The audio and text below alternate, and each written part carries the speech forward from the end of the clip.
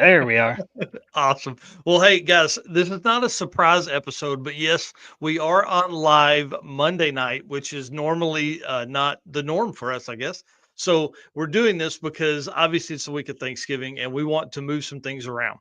So we have a huge show tonight. This is going to be a ton of fun. So welcome to the Drag Drive Repeat Show, episode 90. Mr. Eric, can you believe that? Presented by Summit Racing.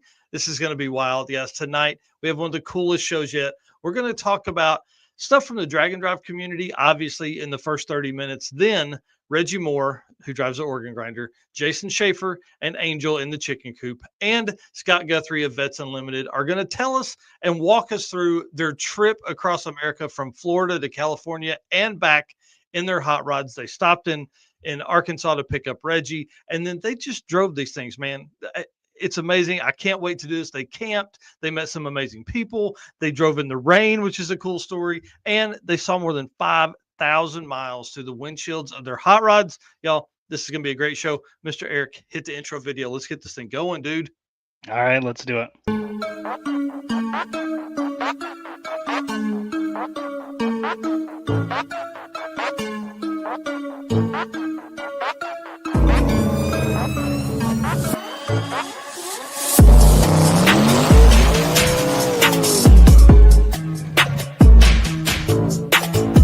We're gonna pack things up and hit the road and try to make it the next day.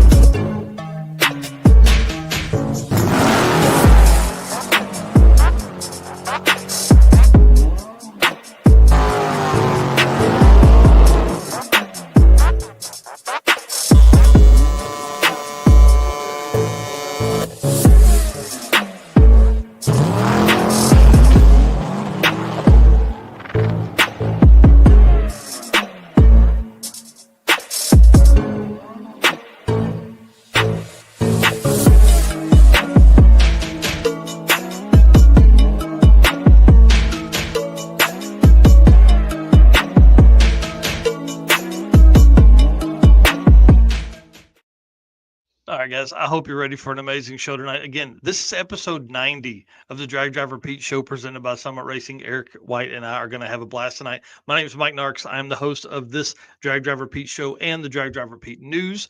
And dude, I've been nerding out on some stats this week, man. I posted up something yesterday about Ned Dunphy being day 2 single pass Hot Rod Drag Week history holder, record holder, whatever. And it sent me down a rabbit hole. So big shout out to Brandon Parker out there who kind of put that just little noodle in my brain there. And I tugged on it, man, a little bit. It was pretty cool. So, Mr. Eric White, my right hand man, introduce yourself. Tell them what you got going on, sir. I am Eric White, the co-host of both the show and the news. Like you mentioned, right-hand man, which means I do everything drag, drive, repeat related. Also help out with the circuit, and I just finished tonight editing the rest of Hot Rod Drag Week photos. So for all you that have been waiting, Wednesday will be the last day of uploads for Hot Rod Drag Week. So there'll be part 2 coming out tomorrow, part 3 coming out Wednesday, and that will be a wrap on all those Hot Rod Drag Week photos. Man, it's been wild. What did you post up? 4,000 photos, something like that, 4,500. Absolutely wild, dude. Yeah, it's got to be pretty close to that. Yeah, and great stuff, man. I have really, really enjoyed watching and looking at all that, and I'm thankful that I didn't have to edit any of those photos. You should be. Yeah, that's right. Well, guys, here's the deal. You know we can't do this without you guys. So listen to me. The show tonight, it's going to be big and fun. Please hit the share button as we come in here. Thank you for being our race car friends. Thank you for being part of this entire thing we call Drag Drive Repeat. Y'all, we're coming down to the last bit of 2024 and only ramping up more for 2025. So thank you for being here and being on this program with us and being part of this rocket ship we're riding on. And thank you so much to our sponsors, y'all. It's been a blessing to have this many people involved with our brand this year. It's been really, really cool. I'm getting like sentimental as we lead into Thanksgiving and all the things I'm thankful for and all that. So just want to say thank you to Summit Racing, Molly Motorsports, Driven Racing Oil, Car Change 3D, Waf Racing, Performer Built Transmissions, J-Wire Solutions, Howard's Cams, Sweet Patina, Power Tube TV, and Racing Junk Classifieds. Y'all, if we didn't have those folks, we couldn't do this like we're doing it right now for sure. So we appreciate them. And as you go into Black Friday this week, please shop with these guys. See if they've got something that fits your style and your needs and all that kind of stuff. So please spend your money with the folks that spend money with us. We appreciate them and appreciate you guys. And I don't know if you know this or not. I probably said this 90 times now, but Summit Racing Speed Legacy began in 1968, almost 60 years ago, as a one-man startup. It's now the World Speed Shop and has 4 huge facilities, 200 plus catalog editions. They fuel your passion. They save you money. They deliver fast and offer top-notch customer service for more than 1,500 brands. Make sure to download the Summit Racing mobile app for easy access to speed parts. You can find them on Facebook, YouTube, TikTok, and Instagram, but you can also find them on the On All Cylinders podcast, which is what I'll be listening to as I drive to see family over the next few days. If you like automotive discussions like this, you need to do the same. From humble origins to the social media lane, Summit Racing stands by your need for speed. Find everything for your project car and your family daily driver stuff at summitracing.com. Oh, yeah. Oh, yeah. And guys, you see how cool this person right here in this photo looks? That's probably the coolest photo that's been posted in the last 12 seconds here on Drag Drive Repeat, because there was about 100 of them posted earlier that look great. But you can grab yourself a Drag Drive Repeat Summit merchandise hoodie right here, or a t-shirt right there from summitracing.com. Make sure you're doing that. Throw that into your order that you're placing for Black Friday, and let's have some fun as we go into the last little bit of the season here. All right, let's talk about some Drag Drive Repeat updates, because again, guys, the whole slogan the whole time has been your source for news and entertainment from the Drag and Drive community, right? Part of that comes down to nerdy stuff, like I wrote yesterday. And the hard part about this is I get questions quite a bit about, hey, who is this? Who ran that? Who did this? Well, the article yesterday actually stemmed from me picking photos for another article I was writing, and that dang roller shot of Ned Dunphy's Viper from Drag Week, dude, over the top. And so I was like, man, I know Ned ran great, but did he run really well? So, of course, I write this article and kind of come up with this whole Ned has day 2 of Hot Rod Drag Week history. He basically ran the fastest pass of day 2 ever. Okay, 20 years in the making. I mean, there's thousands of passes, tens of thousands of passes made. And he has the quickest pass made on day 2. I think that's kind of cool, right? Yeah. Okay, so one step further, again, talking to Brandon Parker, we get to looking, and he's like, man, I wonder how many people have 6-second averages. Oh, cool. Well, 10 cars finished with a 6-second average in 2024. Awesome. This is over all of it, not just Drag Week. So 2024, 10 cars finish with a 6-second average. That's more than ever in history. It's up from 7 that we had in 2023 and 2022. Okay. Oh my God, man. I wonder how many cars have made a 6-second pass in 2024. Oh, that number's 15 unique racers ran a 6-second pass in 2024. Okay. Now we're starting to get somewhere. I'm like, man, I wonder how many racers made a 6-second pass every day. Oh, 4 different, I don't know how to word this, 3 racers, but 4 events had a 6-second pass ran every day. Now that's nitty gritty, meat of the bone shit right there. I want you guys to understand that's how my brain works. I want to get down to where it's like the most minute crap, right? But this is pretty cool. Bryant Goldstone, 2 times, 2 different events, ran a 6 every day. Brent LaSala, obviously we know him from Sick Week. He did it at Sick Week when he finished with a 6:34. And Alex Taylor at Hot Rod Drag Week. Here's what's neat about this stat. Hot Rod Drag Week with Alex, Sick Week with Brent LaSala, Sick Week with Bryant Goldstone, and Hot Rod Drag Week with Bryant Goldstone. Pretty crazy that there's 13 national level events across the world now, and literally what? 2 of them had 6-second runs every day by 2 racers at each one. It's wild to me. And so anyways, that's how my brain works. And that's what you guys are going to start seeing a lot of that. I've decided that that's what I enjoy doing. Okay. That's what Eric likes to take photos. Eric likes to do stuff like that. We're also working on a lot of other stuff that Eric likes to do, but sadly hasn't been able to because he's so busy with other stuff. I'm going to lean in on that in 2025. I'm just telling you guys right now. So get ready for a lot of articles that are similar to that I wrote yesterday. So again, that's how it works. You send me with some brain damage thoughts you've got, and if I have the data, we'll dig into it together and run it out there. Yep, that's definitely all you. I think it's cool to hear all that, but it's not for me to do the digging. That's all you. Well, that's the way it goes sometimes, and I enjoy that. And that's why, this stat data stuff I have is so lengthy and, big shout out. And again, I wrote that in an article. It's coming out tomorrow about the Gephardts, without Billy's run to start all this, would anybody even care about stats and things like that? So. Right. So another article that was written was talking about the quick cars in 2025. So I guess it's probably part of that article, isn't it? Yep. So in that we were talking about the fastest cars of 2024, but also 2025 is shaping up to be the quickest in drag and drive history. So 34 cars have either ran a 6 or are capable of 6s that will likely attend an event in 2025. So the list was laid out in an article earlier today.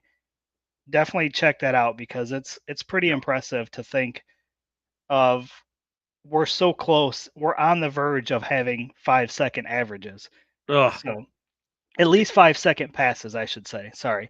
We're on the verge of having more 5-second passes, which will in turn lead to somebody eventually breaking that 5-second average. Well, and that's part of the article too, is like 34 cars can run 6s. I feel like a lot of those cars, or several of those cars, are like Doug Cook, who's been a 6, and we're pretty sure he's going to bring the Nova to an event in 2025. So, it's kind of some guessing in that, but y'all, that's 34 cars. You can go through and go, oh, I recognize that name. Oh, I recognize that name. And then there's a list at the bottom that is a lot of cars that could possibly go 5s. Now, some of these cars have never gone 5s. Some of them, like Tom Bailey, have. Here's the key to that, right? One pass in history. One pass in history has ever gone to 5. It's Tom Bailey, 2019. It's time. It's time for that to fall. 2026 will be 6 years after that event for it to do that. So here's the question: is it gonna happen at Sick Week? I don't know. Is it going to happen at Hot Rod Drag Week? Is it going to happen at the OG? Is it going to happen at Six Summer? Who knows? Is it going to happen at Rocky Mountain Race Week Mega Week? Who knows? But in that list of the 6-second passes, y'all, we're going to have there's some hitters in there. So if you haven't seen the article, jump over on dragdriverepeat.com/daily dose and look for this picture that's on the screen right here. Yep. And then let's see, hang on. Oh, no, back up. I'm going to take this away. I want to give a shout out to Stefan Gustafson, who made a comment in the thing and said, hey, what are the other daily records? What are the records for day 1? What are the records for day 2 or day 3 and 4 and 5? So, of course, I went through and dug those out too, and also put in the top 2 and 3 for those days. And then wrote in the bottom of that the overall 10 Hot Rod Drag Week averages as well. So a lot of stuff like that I'm going to be doing. I really enjoy that. I like that part. I like figuring out how to write that up and how it doesn't sound boring, and then get the photos. A lot of them are ones that Eric has taken at events this year. And so, again, we're going to see a lot of that coming out. And then, okay, let's stop talking about nerdy stuff. Let's talk about really cool stuff right here. Guys, we passed 9,000 subscribers on YouTube. Just a big shout out. Thank you so much to everybody that shared the post. I will be doing a drawing after this for the hoodie and the every sticker we own or we produce package that will get sent to somebody tonight. We had more than 50 shares on the post asking for, all we needed was 21 subscribers. But man, there were a lot of folks there that made comments. Dude, I thought I was subscribed. I thought I was following you guys already. So we appreciate everybody signing up. We're more than 9,070 now. So we picked up almost 100 subscribers from the one post. So thank you all very much. I've taken it very seriously and have posted quite a bit of reels and stuff like that, just trying to continue that momentum of grabbing that many subscribers. Because I know YouTube is probably taking a look at us and saying, wait, why are these guys growing 100 in a day, in 2 days? So we're going to give them reasons to keep showing us to people. That is right. And Yeah. like I mentioned, Drag Week photos are finished. So again, 100 went out today. 150 is going to be posted tomorrow. The final 150 posted on Wednesday. So I know a lot of people have already purchased photos, which I appreciate. I know a lot of people were waiting to get through all the photos to see if there were more photos that they wanted to purchase. So all you have to do is reach out to me. Facebook is probably the easiest way. Just reach out. All photos are $10 each for a high resolution photo with no watermark. Now, I can do it with no markings on it, like the Hot Rod Drag Week off of it, Drag Drive Repeat, and the sponsors on the bottom, or I can leave those on. So I know some people have asked to keep those on, remove the watermark off the photo. Some people want it completely empty, whatever you want. Either way, it's $10. Reach out, and I hope you guys have enjoyed all these photos because it's been a lot of time getting all these done. But there's been some amazing shots that have come out of these photos. 10,250 photos that were taken for the week. Dude, you're an animal. You are an animal. Well, I appreciate you doing that. Here are just a few of the shots that that I snagged from your post today, man. Great stuff. Amazing photos, dude. Just your eye for that stuff is really, really good. So good job. Thank you. All right, let's talk about the Circuit 2025 4-round performance and Johnny Allen photo, who is right here in the shot. This young man, they have teamed back up again to do the largest or biggest wheelie award again. So $300 to the winner of this one, plus a photo from Johnny Allen Photography. This young man, it's been awesome to watch him grow and grow up. You know, he's I think he's probably 15 or 16 now. You know, he started taking photos for us at the circuit and like 3 years ago. So it's pretty cool to see him do all that. And then also photos by Chesney is providing a photo package for the quickest female at the Circuit 2025. So it's pretty awesome too. So I want to say thanks to them and good luck to all the racers competing in that. Yeah, super cool. Yeah. All right. Driven Racing updates. Yep, Driven Racing Oil is the performance engine oil that can do it all. GP1 is the ultimate oil for any race or performance application, whether launching hard at the drag strip, enduring the extreme heat of off-road and circle track, or pushing limits in top fuel drag boats and demo derbies. Winning racers choose GP1. Compatible with engines from classic hot rods to cutting-edge race machines, GP1's unique surface cling and high zinc formulation ensures superior wear protection, particularly for flat tappet camshafts, while solving issues like cylinder washout with methanol and ethanol fuels. Crafted from the legendary Bradford, Pennsylvania base oil, then enhanced with state-of-the-art additive packages, GP1 offers the best in protection and performance. And you guys know you can head over to drivenracingoil.com, pick up your oil or merchandise, or check out their social media on Facebook and Instagram at Driven Racing Oil. Yeah, that's for sure. Well, guys, listen, PRI comes up just in a few weeks, man. I'm telling you, we're really close. Booth 4904. Come by, see us. Drag, drive, repeat. This is going to be a great year. I can't wait to see everybody. We have specialty decals that'll be here any minute. Like they were supposed to be here today. So these here, 100 of these for each day has been made. So please come by, pick those up. Once we're out for the day, we're out. So get it on your mind. Get by booth 4904. And then on Thursday, 11 a.m., room number 241 at the PRI show. We are doing the Drag and Drive Awards presented by Summit Racing. Y'all, this is a big deal. Lots of stuff is coming together. I'm still waiting on the last bit of data from Southeast Street Meet, and that should wrap up all of the stuff I need to start putting in together all of the points championships. The 850 and 10-0 championships are still up in the air. I really need that data to get there to make sure that I have all of my numbers right.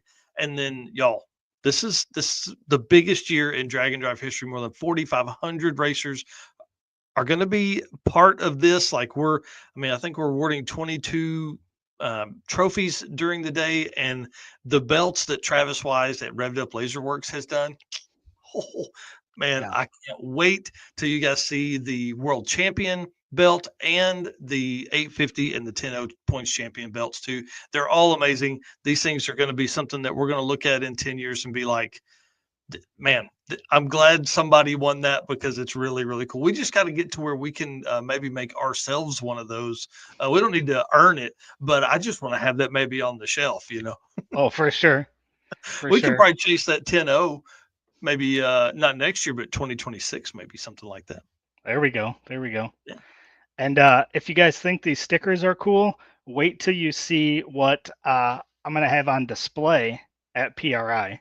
Mike has saw a picture of it, hasn't seen it in person yet because I'm going to bring it myself. But it's kind of a cool, unique thing that we did up for PRI. So super excited to show that off.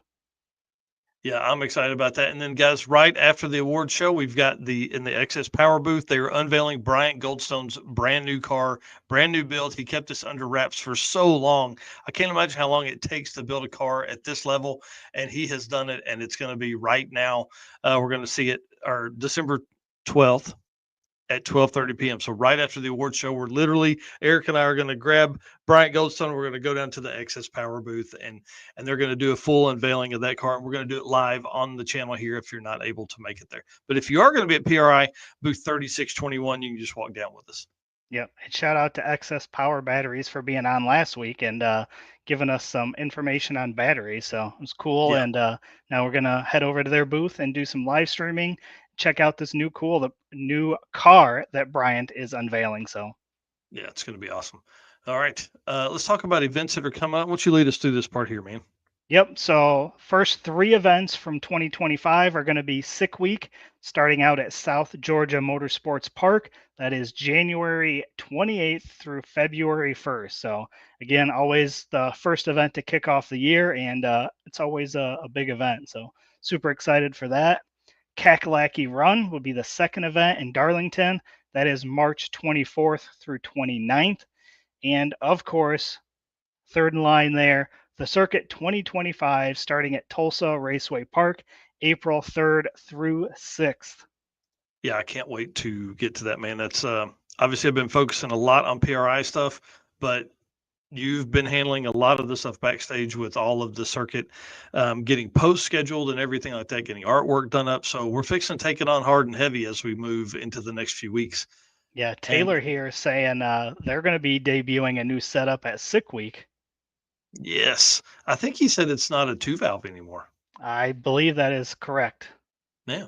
So does that mean he went 3-valve or 4-valve? Or is it just not a 2-valve mod motor anymore? I don't know. Yeah, because our LSs are 2 valves. I don't think it's going to be an LS. Just saying. No, I don't think so either. As much as I do love an LS Mustang, I don't think that's happening. Yeah. Well, brand new. I want to give a big shout out to Rodney Harder who sent this over to me, letting us know that there is a new event that is being put together. I from their Facebook page, it looks like this is going together. I read just about every post that was on there. This is something, it's a new event in Canada. It is a 1/4 mile event. It's, I think, one of the only ones in Canada that is 1/4 mile only. So it's going to be kind of fun. Looks like they're trying to get the date set right now. Looks like June 13th is kind of the start date or a mid date. They said they're trying to decide between 3 and 5 days still. So I'm sure when you start putting on your first event, it becomes very difficult to figure out how you want to do that.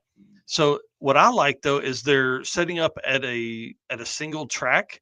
So I like that for a regional event. I'm not sure how that would work with a national event, just from our experience. But for a regional event and 3 days of racing, I think it'd be great because then you could go a different direction, for the 2 nights of driving. I guess with a national event you could. And one thing that they said in a reply back to me is that they like that you're going to be at one base. You're going to be at one area so you can set up camp, you can bring spare motors, you can do all this kind of stuff. So, can we really see some really fast stuff hit this event? And especially in June in Canada, the weather's probably going to be perfect. Yeah. So pretty interesting stuff. We'll keep you guys updated on that. Obviously, we have added this to the list of 2025 events that are up there on the on Drag Driver Pete /event list. Sorry, dragdriverpete.com/event list if you're looking online. So you can see the full, we're almost to 20 events like with real good dates scheduled for 2025. So I think we're probably going to surpass 40 events again. Yep. Rich here saying SIR is a great track. Yeah. Yeah. And I was looking today, that puts you about in the same time as Big Sky. And so, obviously everybody's like, oh man, it's about the same time as Big Sky Race Week and you're in the same part of the country. But dude, they're still 550 miles apart. Like, Right. it's a long way apart. Yeah. So if they do land on the same week, obviously that's great for the community, because that means, again, like with Redwood Rally, Hot Rod Drag Week, and Race Week last year, it just so many more racers are out and about competing at the same time, driving their cars around the countryside. Yep. All right. Oh, I'm going to back up here one real quick for the Molly Motorsports. Attention, high performance enthusiasts and racers, meet the Molly Motorsport Power Pack Kit, your ultimate solution for power packed performance. The Power Pack pistons are made from either 4032 aluminum alloy to allow for tighter cylinder to wall clearances and improved temperature stability, or 2618 alloy to allow for increased detonation resistance. What sets Molly apart? Forged pistons, Grafal coating, and phosphate treatment for peak performance and durability. Elevate your ride with Molly Motorsport, where performance meets precision. You can find everything at mollymotorsport.com. And for the podcast listeners, the Molly is spelled Mahle. Oh, yeah. So we've been talking about this. Just want to remind everybody that Molly Motorsports is the sponsor for the Toughest Roadside Repair Award at PRI, presented by Summit Racing. So we are looking for nominees. We want to hear from you who you think had the toughest roadside repair in 2024. We've got a form on the website, which Mike just dropped the link in the chat for that. And we want to hear what you guys think. So we'll be announcing the winners at the Drag and Drive Award Show presented by Summit Racing at PRI 2024. So we will be taking nominations until December 1st. So please, if you guys got an idea of somebody you want to nominate, hit that link or head over to dragdriverepeat.com/daily dose/toughest roadside repair nomination and submit your nomination for that. Yep, and we're getting more in. The nominations have trickled just a little bit, so we need another big push right here in this last week as we head into the 1st of December. So again, big thanks to Molly Motorsports. They're amazing, and they're not just supporters here; they're also drag and drive racers. All right, J-Wire Solutions, expert car and marine wiring solutions you can trust. J-Wire Solutions can wire and plumb your hot rod, race car, or drag and drive car. Plus, they offer products to make your driving experience better, just like the blinker module that's a must for all drag and drive cars. This module will allow your rear turn signals to continue to function while the brake pedal is applied, just like stock. So check out their website or check out J-Wire Solutions on social media. So I don't know if you saw the post that was made, but Brian and Jay have the engine removed from the Nova for a freshen at Baker Engineering over the next few weeks. That motor that you see right there has 370 plus passes on it and more than 15,000 street miles, including some 7-second passes on there. Yeah, pretty wild to think that motor is that tough. I mean, this is, and it's a pretty simple setup. It's not some crazy exotic parts and pieces. Like, I think they literally, I think Brian literally called Baker and was like, hey, I want to do this. And they're like, okay, here, this is the one you need. So pretty exciting to see them do that. And also thought this was really cool for Jay. They put together a harness for Baker Engineering for this weird Studebaker deal. I don't know if this is a big block, small block. I don't know what this thing is, but it is twin turbo, and I know I like it. So they put this harness together so those guys could run it on the dyno. And apparently custom stuff like this is what Jay does for, a lot of the shops that are kind of around the area that he's there in Michigan. But I'm sure he could ship something anywhere across the country if you needed it. Oh, yeah, no doubt. Yeah, so pretty amazing stuff there. And then this part here, I kind of like it. Headlights, taillights, blinkers, and horn. That's what you got to have, right? So this horn button or horn bracket is built into what would be, you can see the Motion Raceworks clicker there for your blinkers and stuff. This works right in with it, so it can all mount and match up and be awesome and fit in just like how it should. So this is obviously available from J-Wire Solutions. So if you haven't done it yet, jump over there, find it. They got a ton of other stuff, really cool stuff we talked about in the past. But this is one you got to remember. Hint, hint to all of the circuit racers. You got to have a horn. Yeah, I have that identical setup literally right underneath my desk right now. So we're waiting to go on the Fox body. That's awesome. That's awesome. Well, we're going to bring on again our guests tonight, Reggie, Jason, and Scott here in just a second. We do want to thank all of our race car friends who have been part of this whole program, man. In 90 episodes for the Drag Driver Pete Show. We don't even count the news because they're based on dates. So I think we've probably done 30-ish of those this year. So, who knows where we're at this year. We're probably close to 70 episodes this year, live shows just like this at 2 hours on Wednesday nights or on the show. Can't say Wednesday night because we're on Monday night here, and then an hour on Saturday morning. So, I want to say thank you guys so much for being part of our Race Car Friends. This is a big deal, being part of the Race Car Friends group.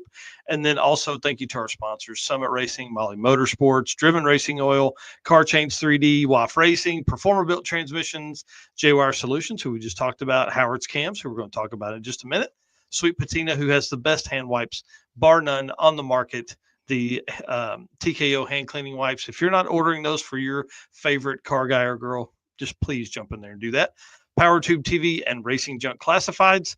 We can't do without these sponsors. So if you're spending money this holiday season, please try and spend it with these guys. And then this is the part of the gentleman's agreement, right? Here's the deal. I love doing nerdy stuff like I talked about earlier, but it takes a ton of time, takes a lot of energy and all that kind of stuff. Takes a lot of money as well. Eric knows that, buying new equipment, everything this year. So the gentleman's agreement is, guys, you do your part and hit that subscribe or follow button. We'll do our part and keep throwing out this 3 hours of live stream every week. And I don't know if people noticed it earlier, but there were 1,200 videos on our YouTube channel. Wow. Yeah. That's impressive. So that's a lot. We started that February of 2022. So you start doing the math on that. It's 3 years, 400 videos a year, more than a video a day is posted to our YouTube channel. So this takes a lot of time. This is my full-time deal. This is all I live for right here, is talking to you guys. So please hit the subscribe button, hit the follow button wherever you're watching this. And let's take a few minutes. What I want to do to kind of round out this first hour is I want to introduce the guys that are going to be on tonight. I want to talk about, obviously they're here because they took a trip across the country in their hot rods, right? That's what we're about. Drag, drive, repeat, drag racing. They did a little bit of that. They did a lot of driving, more than 5,000 miles from Florida to California, back to Florida. And then, they repeated that every day. So we want to find out how long it took. We want to find out who they are. We want to find out what they drove. So that's kind of the first part, is that story. And then the second half of the show, so starting at about the hour mark there, we're going to go into, they sent a ton of pictures, so we're going to go in, we're going to talk about some of those photos, we're going to move through all of that. So I'm really excited, and we're going to have to see how this works with 5 guys on here and telling stories. So I'm going to bring them all on. Actually, let's bring them on one at a time. So I'm going to bring on Reggie Moore, who is our first of the driver of the OrganGrinder, probably one of our favorite hot rods in all of drag and drive. So, Mr. Reggie, introduce yourself and give us a recap of the drive, man, of what you drive. The drive? No. We're not going to talk about the drive yet, because I want all you guys on to talk about the drive. But what did you drive? I drove my 1930 Model A. I bought this car with my paper route money when I was 12 years old, which would be like next week. It'll be 53 years now. So I've had it a while. Yeah. It's got a 454 in it, Super T10 4-speed transmission. And then just this last year, it's had a 12-bolt rear end in it for the last 22 years, but I kept having trouble with that the last couple of times out. And so just this past summer, just before we did Rocky Mountain in June, I got a hold of these guys at Redbird Speed. Oh, wait, I got their shirt on. Anyway. Oh, nice. And they helped me out with the 9-inch rear end. And then for this trip, it was kind of one of my dreams, to have the 9-inch someday, and then 9-inch rear end, and then be able to swap out gears, for the highway or for drag racing or 8th mile, a half a race or something like that. So now I'm there, man. They sent me some another gear set right before we left for Las Vegas. So that kept my RPMs down to around 2,400 RPMs. I'm getting 14 and a half miles to the gallon. And we were running 70 and 80 a lot of the time. Just having a good time, man. It's still brutal though, crud. I mean, my seat's got this much padding in it.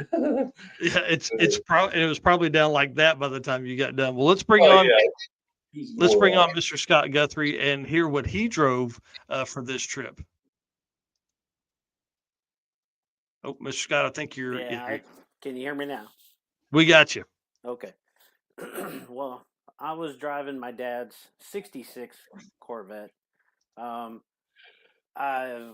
I've got pictures of me at 4 years old in that car with my dad, and he sold it when I turned 18 to another fireman at the time back in this is '86. All right, standing there 18 years old, crying like a baby because this car got sold. That was my life growing up with dad. Well, about 30 years later, in '07, I found it in Long Island, New York, and bought it back.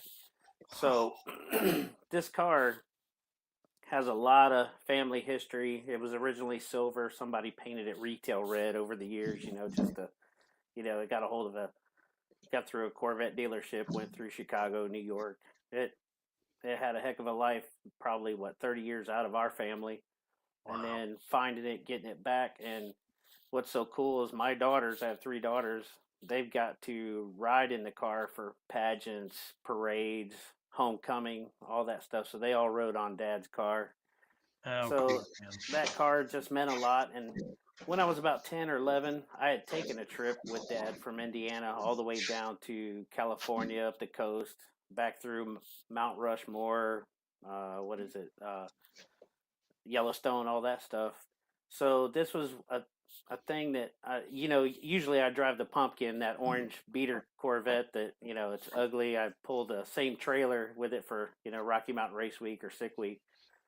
It's faster. It's, I kind of missed it when it came to the drag strip, but I just got to take Dad's vet, through California, and I had the most comfortable ride. Look at those cars. My car was a Cadillac compared to what these guys were driving.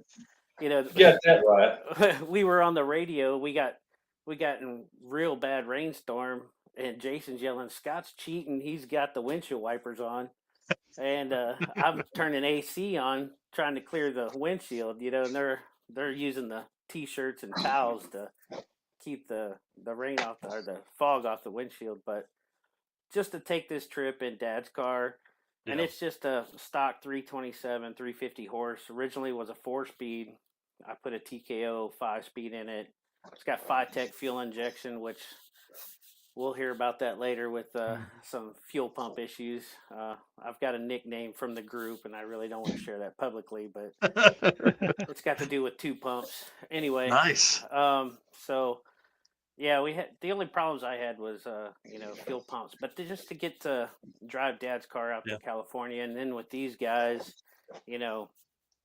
it's crazy what they do in their cars that I'm kicked back, relaxing, eating snacks, having a good time, taking pictures, talking on the phone, and I can't even hear these guys, if he calling the radio.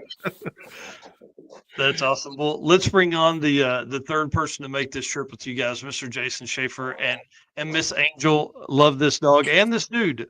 Jason's one of my favorite people in all of Drag and Drive. And man, tell us who you are and tell us about the Chicken Coupe. Well, first of all, I'm pretty darn lucky because, Michael, I think me and you met the very first year both of us were doing this. Oh, man. Wow, yeah. Met at Sick Week. And I was one of the first guys on one of your interviews. So, I don't know. This is a really special moment for me. I like watching how far you've come in these years. Thanks, man. Appreciate that. So I'll tell you, man, my story is pretty simple. It's a Model A Ford that I built when I was in my early 20s. And so back in 93, I brought this thing home. It went through small blocks and big blocks and blowers and nitrous. And all these years, the cars always look like crap, but I just beat the hound out of it and love to drive it. So it's 29 Ford, 454. This is what it is right now, and has been for 3 or 4 years now. it's 454 junk motor with Chinese heads. And I spend a lot of time on tolerances and I pay a lot of attention to just the clearances and the tune. So it's not a big money setup, but it's been very reliable. And I don't know, as uncomfortable as the car is, my mind is busy the whole time I'm driving it, because the whole time I'm thinking, what can I do to the idle circuitry of these 900 carburetors to get up over 14 miles at a gallon? You know, can I run a quarter mile on 87 octane? I mean, I'm super impressed with the really, really fast guys, but the crew we're running with, we've got very streetable cars. So we'll talk about it in a minute, but you know, the reason we did this trip, really, it's just because our cars are streetable and we love driving them, and that's the way it should be. If you're on the brink of wondering if you can make it 500 or 1,000 or 1,500 miles, it's that hybrid race car feeling. I want a real street car that'll really do it on real pump gas. And man, this event was a life changer. It really was. It opened my eyes for a lot of things. Well, and I think that's one thing about you guys doing this. And I mean, obviously, this wasn't a typical drag and drive. That's what we kind of follow along with. But this story, I think, is going to end up in the long run being such a great story for three dudes to jump in like really bitchin' hot rods and drive across the country. So let's get into that. Like, we talked about what you drove. We talked about kind of what the powertrains and things like that are. But how did this whole thing come about? I think we should let Reggie start on that. Well, I just like going to the SEMA show each year, and I don't like flying. I like driving. So normally I'll drive my Suburban or whatever. But a couple of years ago, I just thought, man, I'm driving my Model A out.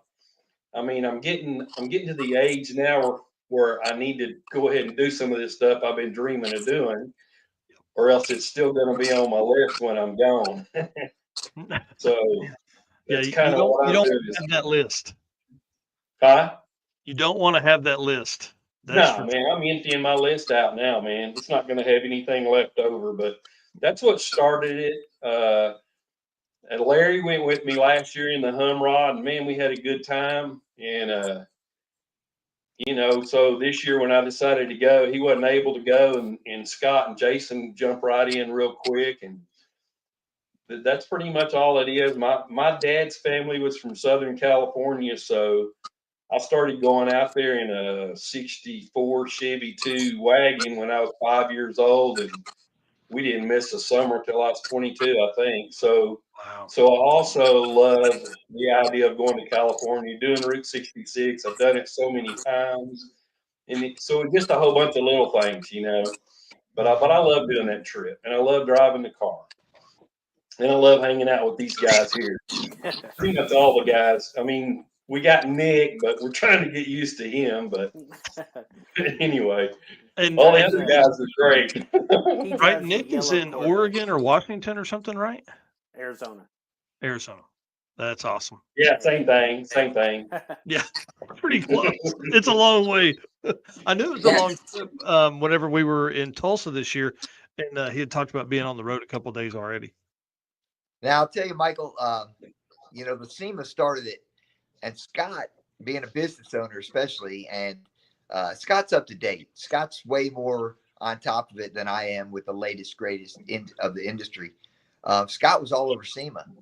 And so I think that's where Reggie put the spotlight on SEMA. Scott jumped right in. I said, guys, I don't really want to do the SEMA thing. I've been to Vegas a lot, and you know, I'm prior Air Force, and I was just out there earlier this year. It wasn't until they said California, and it was like this bright light came on. I said, man, to drive my car from coast to coast would be the ticket. So that's where I jumped in. Yeah, I thought that was the coolest thing. Yeah. I thought that was the coolest thing, man, that you got to go sand to sand. Absolutely. But then we had to drag Scott into the California part. Yeah, But yeah. Scott, I'm not a California fan at all, but it was Well, really, Scott still works for a living. yeah. He had a business to run.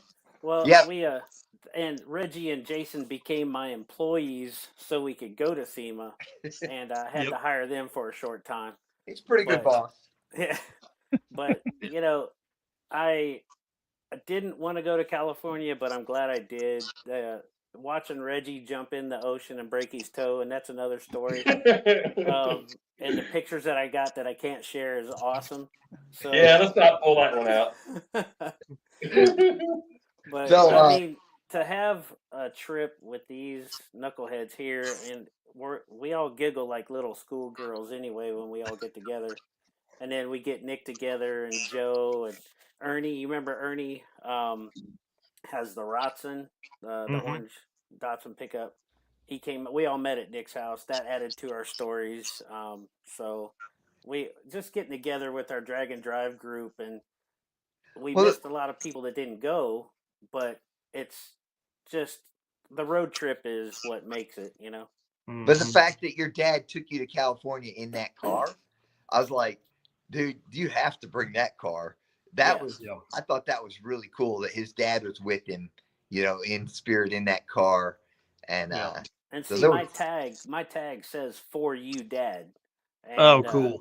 So, and if you remember, Mike, I met you for the first time. I had my dad's 66 at Race Week.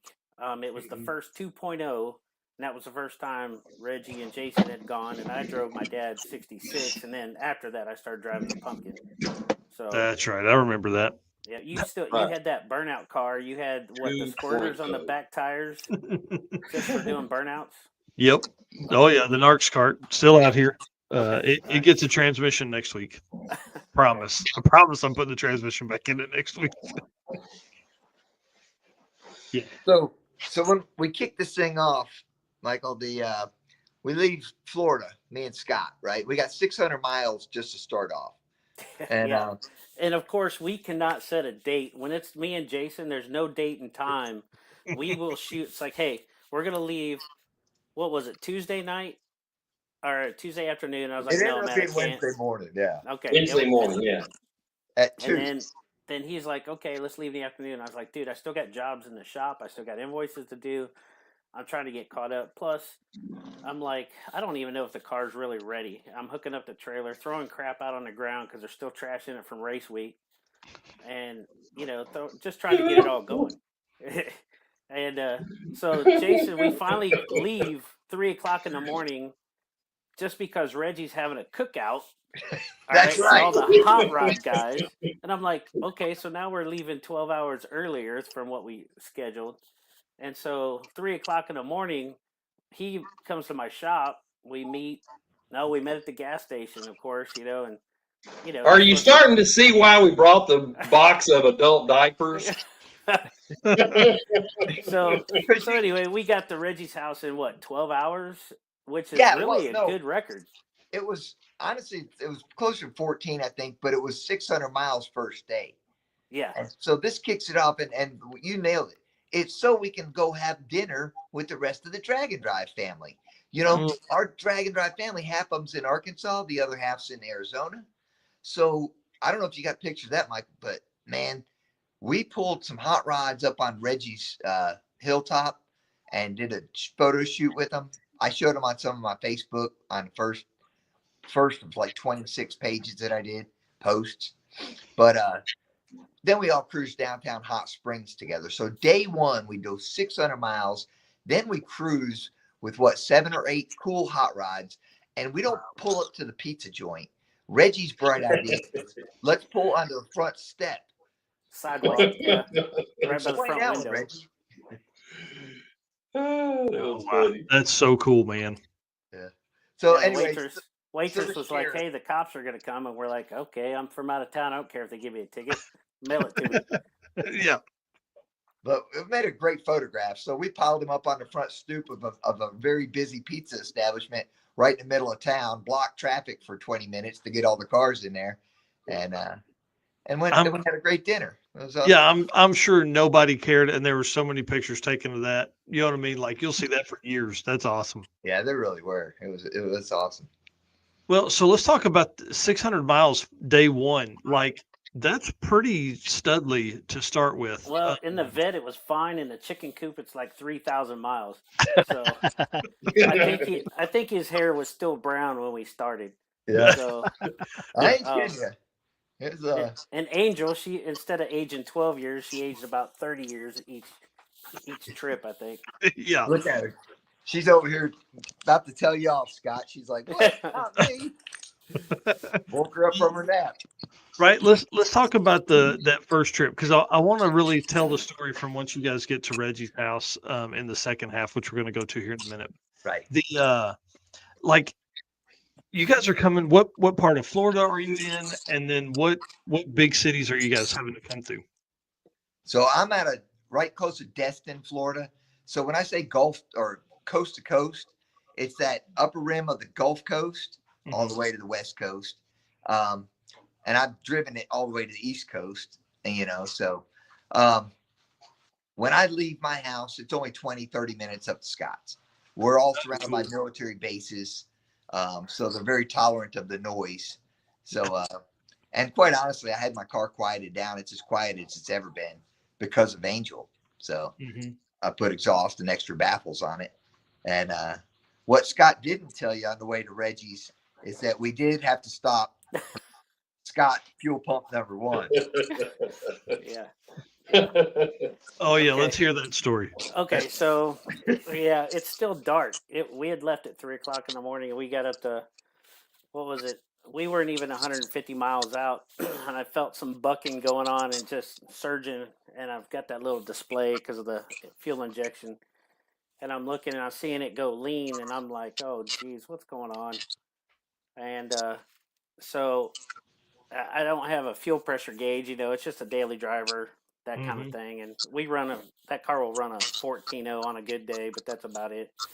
But I had a suspicion because when we stopped and got gas, that fuel pump was not sounding happy, and it's a frame rail mount, and from what I understand, frame rail mount fuel injection, high pressure fuel pumps don't last that long. But I've had it in there for 5-6 years since I first did the FiTech. But of course, it wants to fail, and because Dragon drives change you, I have 2 of everything, and so I always have a fuel pump, and hence my nickname, 2 pumps. And Well, yeah. yeah. He wears an Two pumps. He needs to wear his STP hat for Scott fuel pumps. Yeah. That's awesome. So now everybody, I'm going to get a T-shirt now. This is great. So, Yes, it is great. and my wife's like, "What does that mean?" Yeah, okay, we really don't. She need to knows go what it there. means Yeah, she already knows. better than Of course, anybody. and my daughter's watching this, so this is really going to gross her out. We're talking about fuel pumps. Yeah, I know. Yeah. But anyway, we're up in the middle of. We're not even to Hattiesburg yet. I don't think we're running up a kind of a diagonal northwest angle, and we get to this gas station, and it's bucking and surging, and I'm like, okay, we'll make it up the hill. Nope, it dies. So Jason here with the Chicken Coupe and a trailer hooked onto the front of my car and had to pull me about 100 yards into the parking lot. All right, and I'm glad we don't have any video of that, but he's got videos of interviewing me. Okay, Scott, what's going on? And I'm like, yeah, okay, great. Just So, check my Facebook. We can but put anyway, some more on there. fuel pump, and that was number 1 at 150 miles, and that was before we got the Reggies. But that was part of the time that it took out of our drive. So, that was what, 45 minutes. Yeah, an it's hour. that. It was fast on that. What takes us a long time. We're getting old. You go in for a cup of coffee, and then I meet people that I met during my Dragon drives. And you can go to the Facebook pages again, see all the details there. But like this young guy who's a songwriter who I met and interviewed and put him on Facebook 2 years ago when I was coming home from Rocky Mountain Race Week. That guy shows up at the gas station while we're working on Scott's car. So it's God puts all these people in your life, and it's like it's all part of the journey. The journey is. We felt like those paparazzi taking our photographs and videos. And on the way back through, we were seeing videos that people in that small town put of us on Instagram. Oh, how cool. Yeah. And so it's like our passing through there lifted people's spirits, and it got Yeah. them inspired, and it was cool. And Well, there's several stops like that along our whole journey that we had. We'll get into it, but we had somebody taking pictures for the paper, and I was like, you must really be a small town if you want us in the paper. well, Yeah, it's cool. And like this photo here, I think is a good one too, because it shows y'all's route, right? So what's cool about this is you did take the same route from about the edge of, Jackson, Mississippi there, but from there it's two completely different routes. So as you think of the hundreds or thousands of cars that you passed or passed you on the highway, think about the stories. Like y'all converted people to car guys and girls from that trip, just from being on that trip and having fun yourself. I think that's just super cool. Well, what's so cool about all of us is you'll get people with kids come up, and Reggie puts them in the car, and when I've had the pumpkin and all that, same with Jason, we put the kids in the car. Hell, Jason's even picked up strange women and put them in the car and took them for a ride. And all only that. when they're 75 years and older, Right. it's okay. Yeah. It's just that he doesn't have an age limit. Yeah. That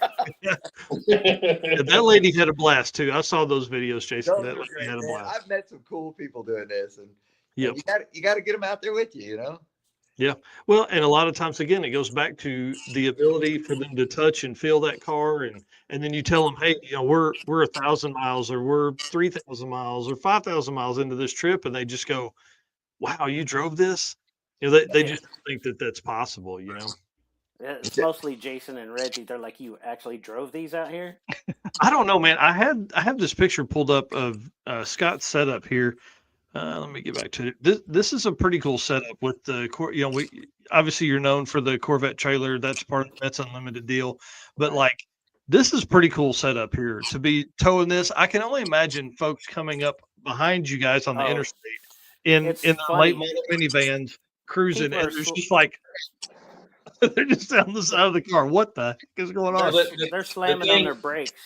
Yeah, the thing is when he's pulling it with the 66. You can't see the 66 when you're behind him. And he's always eating these sunflower seeds and throwing them out. And from directly behind him, it looks like he's driving the white car and throwing them out the white car. The craziest thing, messing with your head. That's awesome. And then they come out and they're like, that's only a half a car. Yeah. You should see the look on their face that they're trying to figure it out. And I've had so many people say, are you restoring that car? I'm like, there's no front end. It's like there's no it's a trailer. It's right. Funny. How funny. Well, guys, as we lead into the second half of the show, I'm gonna let Eric do our race car friends deal, and then we'll get back into telling some of these stories, man. I can't wait. We've got some ad reads to do to thank some of our sponsors, and then back into this, man. This is gonna be a fun show. All right, we jumping into that now? Yeah, I think so. All right. So Waf Racing is a collective of engineers, racers, and hot rod enthusiasts who have come together in one place to create custom parts, tools, and electrical gadgets. With passions for racing, hot rodding cars, and bikes, both classics and new, you just never know what they might be working on. Check them out at waf-racing.com, and then check out their social medias, Facebook and Instagram at Waf Racing. Yeah. So then... Go ahead. These guys are going to be at PRI, so they are bringing some of the products to PRI, and we will have those displayed in our booth. So you'll actually get to come up, pick them up, take a look at them, feel them, see the quality of the products that they're producing. One of those parts is the newly upgraded carb toolkit. So there's a video that we're going to play here in just a second, so you can kind of see the new product. Today, we'd like to introduce you to our improved carburetor toolkit. Built off of our original, this one is a little larger footprint, a little thinner height, but offers a lot more storage than our original kit. After a year of using the original, a lot of things we loved about it, but we did see some opportunities for improvement, so here we are. So new one has a snapping lid. Open it up, it carries all the same tools, in addition to our idle adjusting screwdriver, whether using the original version or the Pro version. Both fit in the case. Inside the case, tools are easy to access. They come out nice and easy. We have our new and improved combination wrench, which also has a feature for installing or holding jet extensions during a jet change. Our larger jet block holds 16 sets of main jets. Air bleed block holds 24 air bleeds. We've got 3 power valves, 6 squirters, a bunch of pump cams. We still hold metering block and fuel bowl gaskets, plus all the smaller gaskets. Another nice feature is the lid is designed to stay flat when it's open and pretty sturdy, so when you're working on the carburetor at the track, you've got a really nice tray to set stuff in as it comes apart and goes together. For those of you who already purchased our original kit, we are offering an upgrade kit for a really reasonable price on the website. In the kit, of course, you get the box, you get our new wrench, you get the air bleed block and the jet block. All the tools you already own will fit in this, so we hope that guys who bought the original kit will upgrade. We hope folks who are seeing this for the first time will really, really like our new kit and snatch one up for the holidays. Dude, I'm telling you, those guys, that's money right there. That's, I don't do anything carbureted anymore. There's a lot of guys that do, and that's right up their alley of something easy to carry with them and all that kind of stuff. Yep, absolutely. Well, guys, listen, PowerTube TV is a big part of our program here. We talk about them all the time, but one thing that's great is they are going to be at PRI. They've got a huge booth, 50 by 10. This is one of the biggest booths in PRI. It's going to be awesome. You got to get by and see them. So PowerTube, rev up your engines with PowerTube TV, the ultimate destination for automotive entertainment. Stream for free on the web, Roku, mobile apps, and more. You can catch replays of our show. So this show right here will be on, and exclusive content from other top creators. And they also feature episodes like Pinks and Pastime, who are getting new shows as well. PowerTube TV isn't just a platform, it's a community. Join the content creator development program like us and be part of be part of something special. I mean, it really is a great deal. Ray and the team over there are awesome. So you can find more at watchpttv.com. And again, you're going to have to come by and see them. We'll be there on Saturday doing several hours of content that morning on the live stream. So it's going to be really fun to talk with them and get through all of that content as well. But we're in the second half of the episode here. So, Mr. Eric, lead us in, sir. Yep. So we've got the Howard's Cam community segment. So we're going to go ahead and play this promo video, and then we'll jump into the community segment where we'll get back to doing some interviews with these guys. Hello, ladies and gentlemen. Harris from the Monoxide Podcast. Real quick, Howard's Cams was founded as a racing cam manufacturer almost 80 years ago, when Howard Johansson created Howard's Power and Racing Equipment in 1945. Howard's Cams has always used on-track experience to design the most powerful designs, and today they have an even greater group of experienced racers in circle track, drag racing, road race, mud bog, and marine. They use all this input plus the most advanced computer software to design the most competitive race-winning products. From pioneers in drag racing and oval track to cutting-edge marine development, Howard's Cams is at the forefront of the industry. So make sure to reach out to our friend, Luke B, for your next valve train upgrade. All right.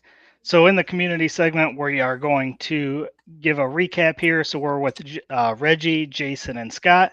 So we'll start at the top here. Just do a quick intro again, who you are and what you drive. So we'll start up at the top with Jason.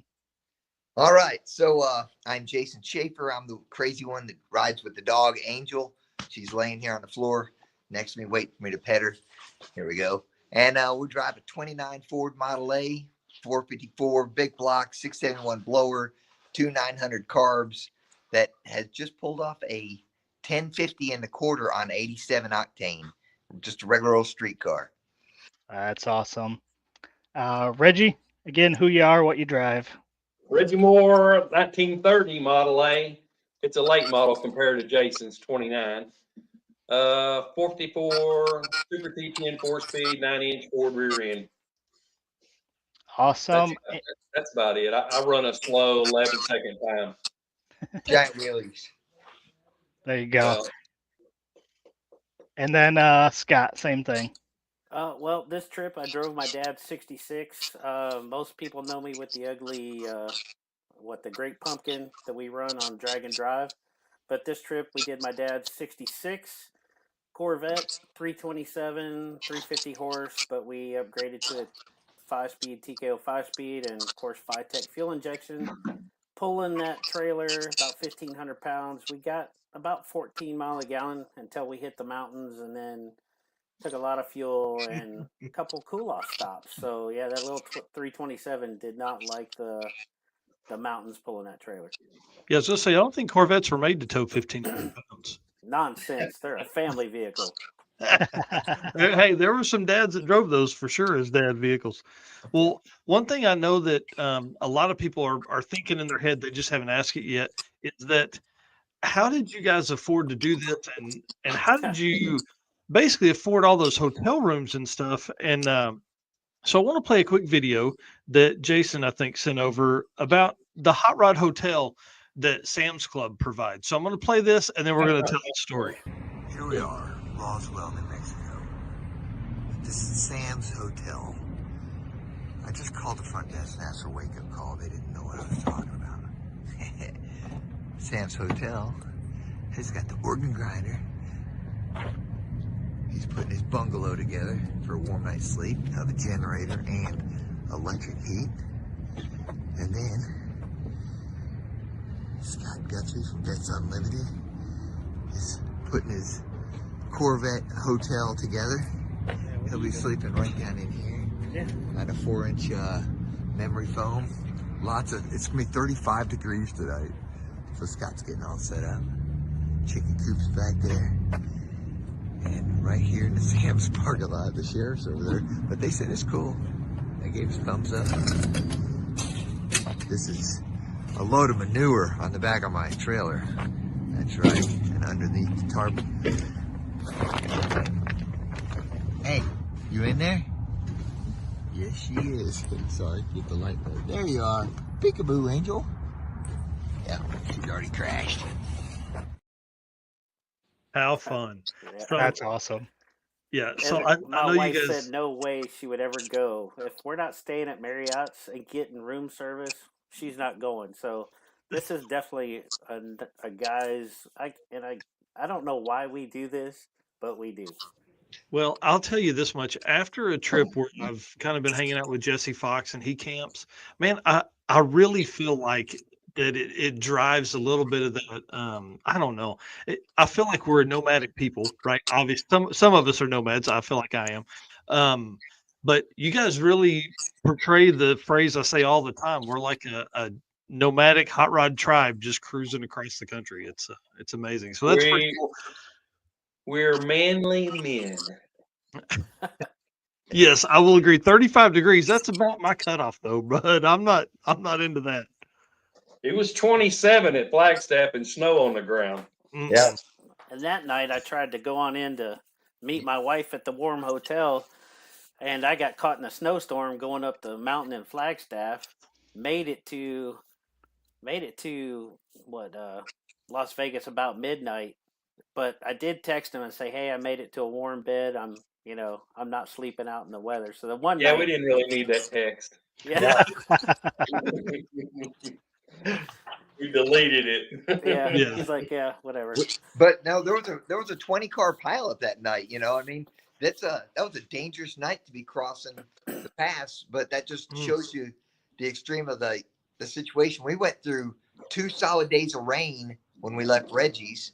Then we get to Arizona and we're dealing with sleet and ice. And Reggie and I were like, with no windshield wipers, Scott, we were just praying for him to be safe. But there was no way we were going to be able to keep up, man. So Yeah. we pulled tarps over the cars and got a good night's sleep, you know?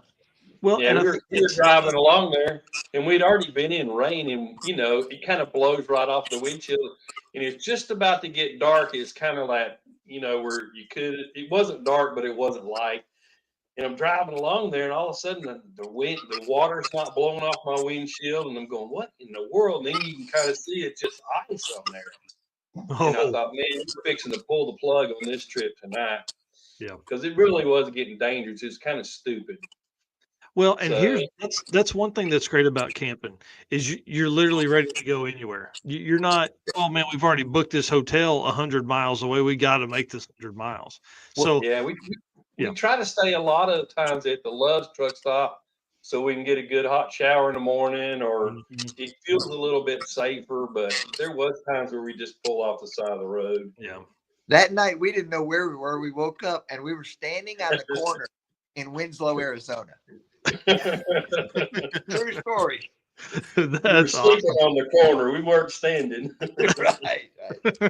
But the big thing is, I think all of us, especially with my dad's event, I was worried about, if it got stolen somewhere or Right. anything like that. I can't replace that car, Yep. Yeah. and that was a big deal to me. And when we all have unique rides, and what happened with the guys that were in the hotel, they lost a couple cars, and Yeah. if that was my dad's car, I mean, that would be Oh. like me losing one of my kids, Yeah. And so I had to work it out I stayed at the Flamingo, and after a couple hours of back and forth and talking to the right person, I had to pay a lot of extra money to get valet to let me park a car and a trailer by the front door, which it all worked out. So I knew it was safe. But during SEMA, I was a nervous wreck. It's like my wife, booked the hotel, and where are we going to leave the car? All that kind of stuff. So when you're camping with the car, it's not going to get stolen. Yeah, that's what Dave said too. He's like, you don't have to worry about your stuff getting ripped off if you're in it. Yeah, well, they have a big surprise if they steal it when they find you in the back of the trailer sleeping. Yeah, you and Angel are in the back. Ah, wait. Yeah. Hold on, when they please.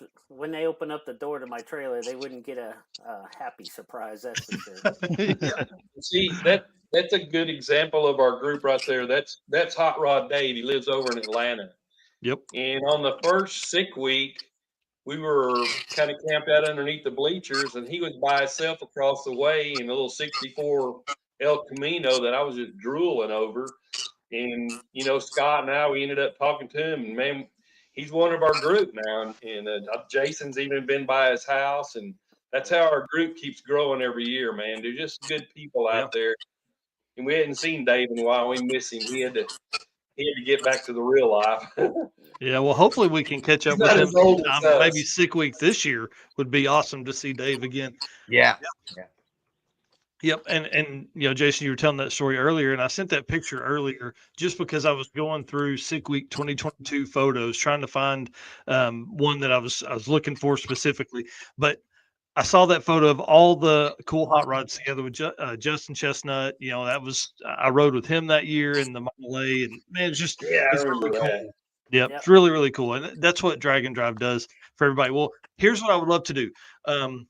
We got about 45 minutes here, and I would love to work through the photos that you guys sent over. So what I would like is maybe we'll put a photo up on the screen, and you guys can kind of tell us what's going on with it.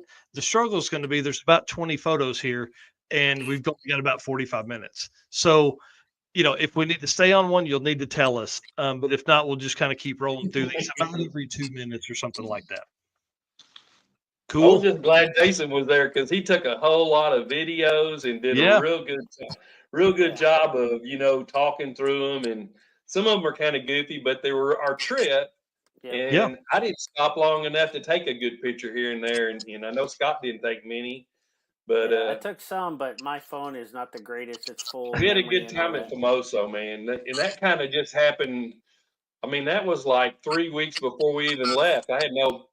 I was planning on going to California by myself because I have one cousin still left there, and it's too close not to go by. But one afternoon, man, Dennis Taylor called me, and he said, "Hey, Alex wanted to know if you guys wanted to go join in with their hot rod garage days at the track." And I'm thinking, what kind of dumb question is that? Of course we are, man. We're 300 miles away, which is 1,500 miles closer than normal. So yeah, we're there. And that ended up not being what they thought it was even going to be, but it was still a good time. It kind of turned into a track event instead of the Hot Rod Garage TV guys, but it was still a good time, and it was fun to run on the old track there.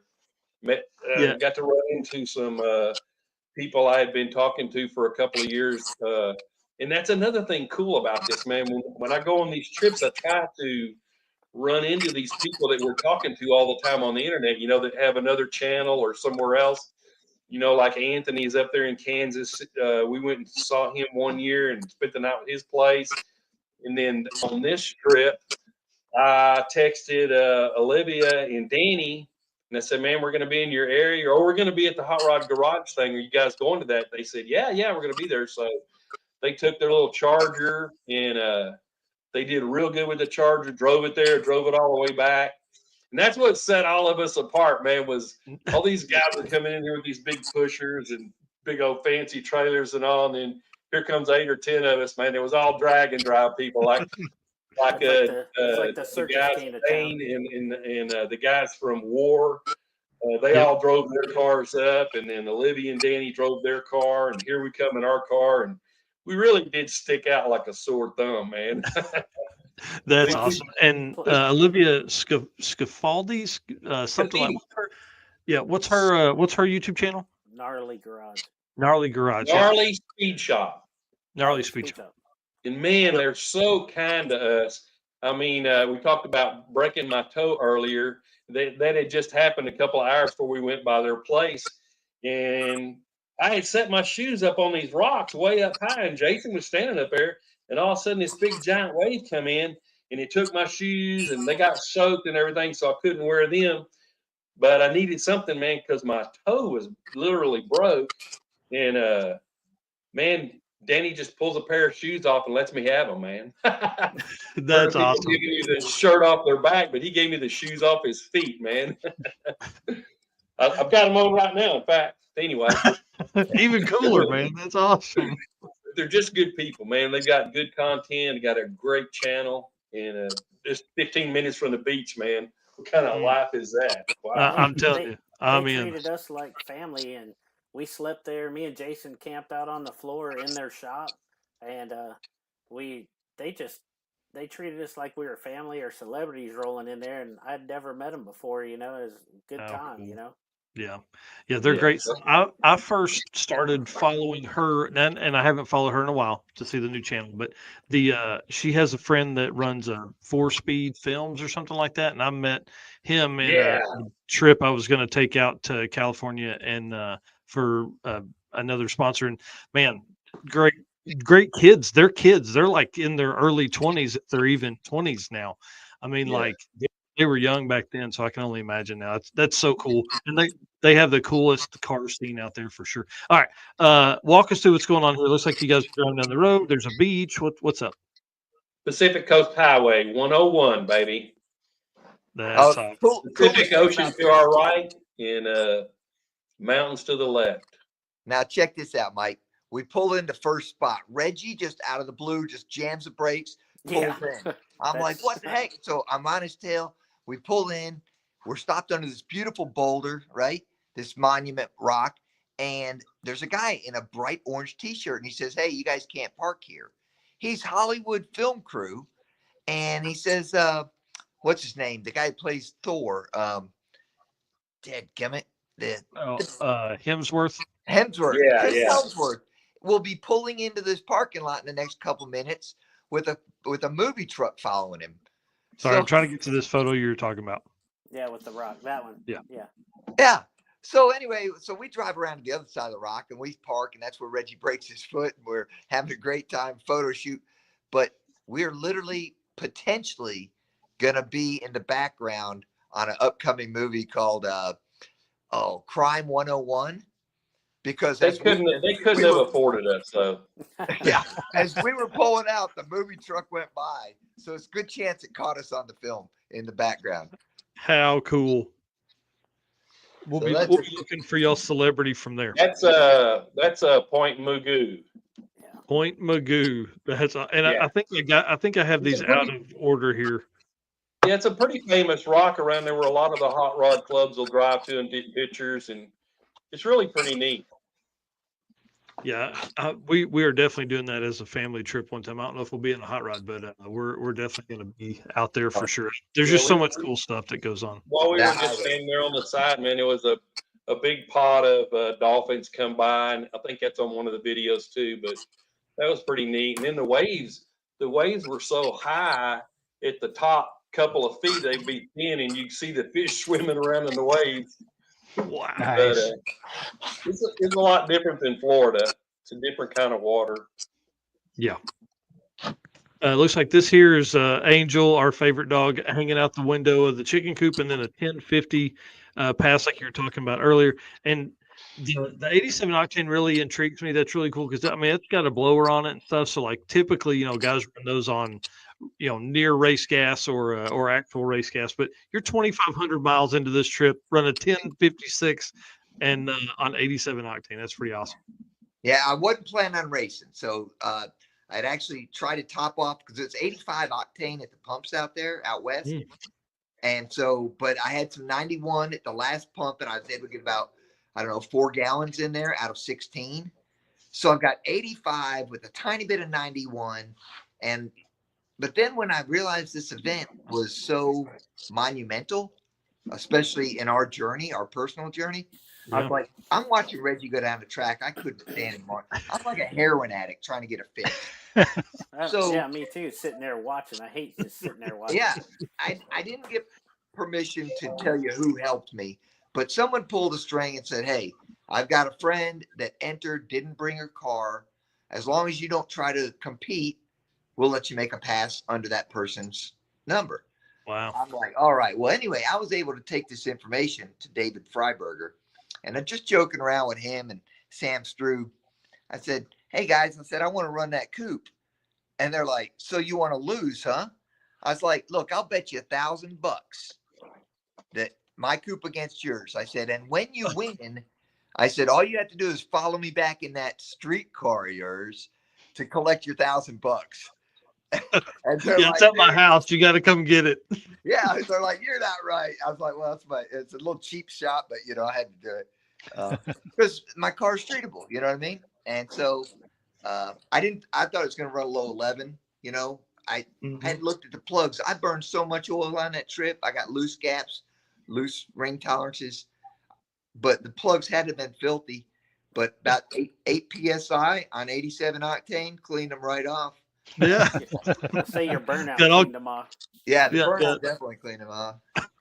That's awesome. All right, so give us the rundown here. We got there's a couple at the pictures track. here.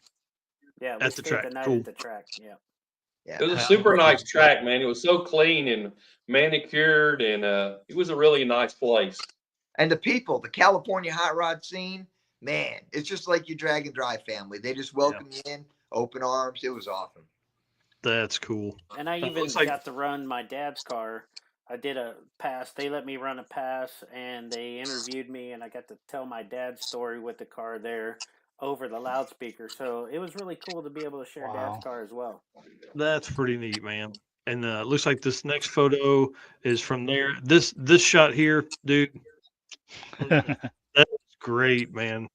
Yeah, that was the next day, and that might have been Tuesday after we left Livy and Danny's. We just ran down Pacific Coast Highway for an hour or two, and then I think somewhere around Laguna Beach we took a left and started heading back to Arizona. We had long conversations at the gas stations about how much more driving we can do. What do you actually add on to this crazy trip? Because you got to get in the good scene. Yeah. Highway 1, you can't get enough of it. I'm telling you that. Man, mind blowing. Well, and just to be right there, I mean, really, like, I don't know, that shot to me may have been my favorite shot of the one you guys sent over. I'm gonna have to go back through and dig through all of the pictures on Jason's Facebook page for sure. Yeah, we had some good shots, but I might have to make that my screenshot. Yeah, I would think so. I like that. Yeah, I enjoyed the hot rod part of it, but I really enjoyed watching Scott's 66 vet go down there because you knew. I mean, that's what it did back in the day. Run up down the beach. That's what that car was built for. You know what I mean? Convertible Corvette, man. It was there to be just awesome. I enjoyed watching him a lot. Yeah. Now, and what's crazy is all of our cars are so different, but yet it doesn't matter. You know, it matters a little bit. You have fenders. Yeah. If you just cut the fenders off, Scott. Yeah. We could be friends. Yeah, maybe cut them off the orange car. I threatened to do that one time because I just wasn't getting accepted. Hey, I got to get a Sawzall in that orange car. I don't know if you guys mentioned it all, but how long was the trip start to finish? Holy moly! So 2 weeks and amount of 2 days. exercise, I you think gotta look 2 at weeks and 2 the stop. days. Yeah, Yeah. I was thinking 15 days, but it may have been. Yeah, I think it was 16. No, mine was 2.5, just under 2.5. Wow, So that's awesome. That's so cool. That is Yeah, so and cool. my wife's like, "When are you getting back so you can collect money at the shop? You're like got no money." I'm like, okay. Yeah, That's that's how I knew how many days it was because I've already heard that a few times. Like, Just It's like, saying. yeah, can people just Venmo your account or something? yeah. We got bills. Like, So and sorry, one other don't thing, have Mike, any connection. we didn't talk about was Vegas. You know, how do you stay in Vegas for cheap, right? And so this gets into, for me, gas money was my biggest expense, a little over $1,000. But the Vegas part, I was fortunate to be retired military. So I stayed in the campground on a tent site for $9 a night. Oh, wow. So, and we have a good friend that's a musician there in Vegas. And so Reggie got to crash at his place. Scott was in the honeymoon mode. Him and his wife were both there together. So that's a good time. She flew in because she wasn't good at riding a car. She flew in, got the room, and I'm like warm bed, wife's there, and then after she left, I got food poisoning from White Castle, and I missed the last 2 days of the show. I'm like, Yeah, we didn't mention Nick drove all the way up from Arizona just to that's hang right. out with us. Yep. Oh, that's right. Yeah. Yeah, Nick came up and we got to do SEMA. Oh, he became one of my employees as well. Nice. Oh, that's always good. Drag and Drive community. I don't know if you knew this, Mike. I'm walking up to the SEMA show and I stay outside a lot because the dog and everything else. And we went in the show. Some people knew her. Nobody knew me. But as I'm walking my dog up to the giant burnout competition at SEMA, here comes this wicked turbocharged LS Opal, or not Opal, Pacer. Empty Pacer comes up, just and it's Chris Story. His gorgeous mustache. Yeah, just out of the blue, man. Yeah, and he's like, hey, what? I never expected to see you and Angel here.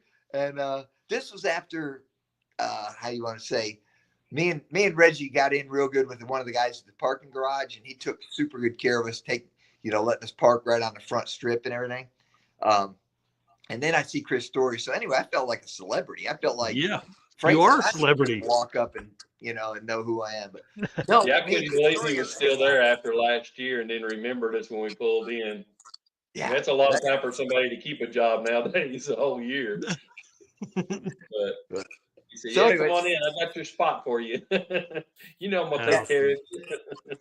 Lots of cool pieces to be on the other side of the country and be running into these people I know, and it was awesome, man. And then that next night, or no, it was that night, we went to the restaurant, and you had the lady that those guys stop you that knew Angel from Sick Week, right? And they were from hold on, Germany, Sweden. Oh, okay, I was thinking of Mike. And they knew Gustafsson and all those guys, right? Wow. Yep. Exactly. And so anyway, I will see them again next Sick Week. Yep. So, it's gonna be cool. 2 months. Yep, exactly. That's right around the corner, man. Yeah, it's pretty wild. All right, so looks like some desert photo here. I really enjoyed this shot because of what I would consider the drastic difference in these two hot rods. Both cars will do a burnout, and in my mind, that makes it a hot rod. But man, like both of these cars making the trip, this is pretty neat. So where are you guys at here? Go ahead, Scott. We had stopped. Anyway, we had stopped in Phoenix for the night, and Reggie had stayed in around LA. Just Emmett. Okay. Yeah. His cousin was down there, so he stayed, and me and Jason went ahead and rolled on out to Phoenix. We were gonna go to Nick's house, but it got late. We were tired, and I had family in Phoenix, and so I messaged. They said, "Hey, beer and pizza, let's go. Stopped at their house, had a great visit. And then this was the next morning, and we took a southern route off of I-10 out of Phoenix, and then we caught this state park on this 2-lane road, and great overlook of the mountains and the cactus and all that stuff. And Jason's on the radio, hey, I need to get a picture of a cactus. And I don't know what it was with a cactus, but we took about 20 pictures of cactus. Roadrunner and Coyote. Okay, Hello. there you go. Yeah. But this is at a state park, and they let us in, and both of us are prior military, so it was like, what, $3 or something to get in. And we just kind of drove around a little bit, and we knew we were kind of slowing down to let Reggie catch up. And so from here, we went on out to Nick Derry's house in just outside of Tucson. What is it, Vail?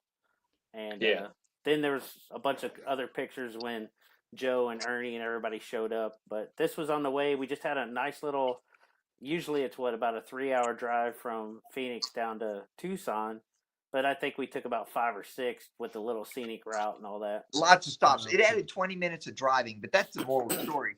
If you add that back highway stretch and you get in 2 more hours of absolutely jaw-dropping, because there's just one thing about being in your car and no other cars on the road, and you can see 8 miles in front of you.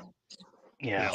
You're the only one. There were stretches that we could see 20, 30 miles going up the mountain or whatever, you know. And we're the only cars on the whole highway. That's awesome. That's cool. And for my fuel pump issue, it's not always a good thing.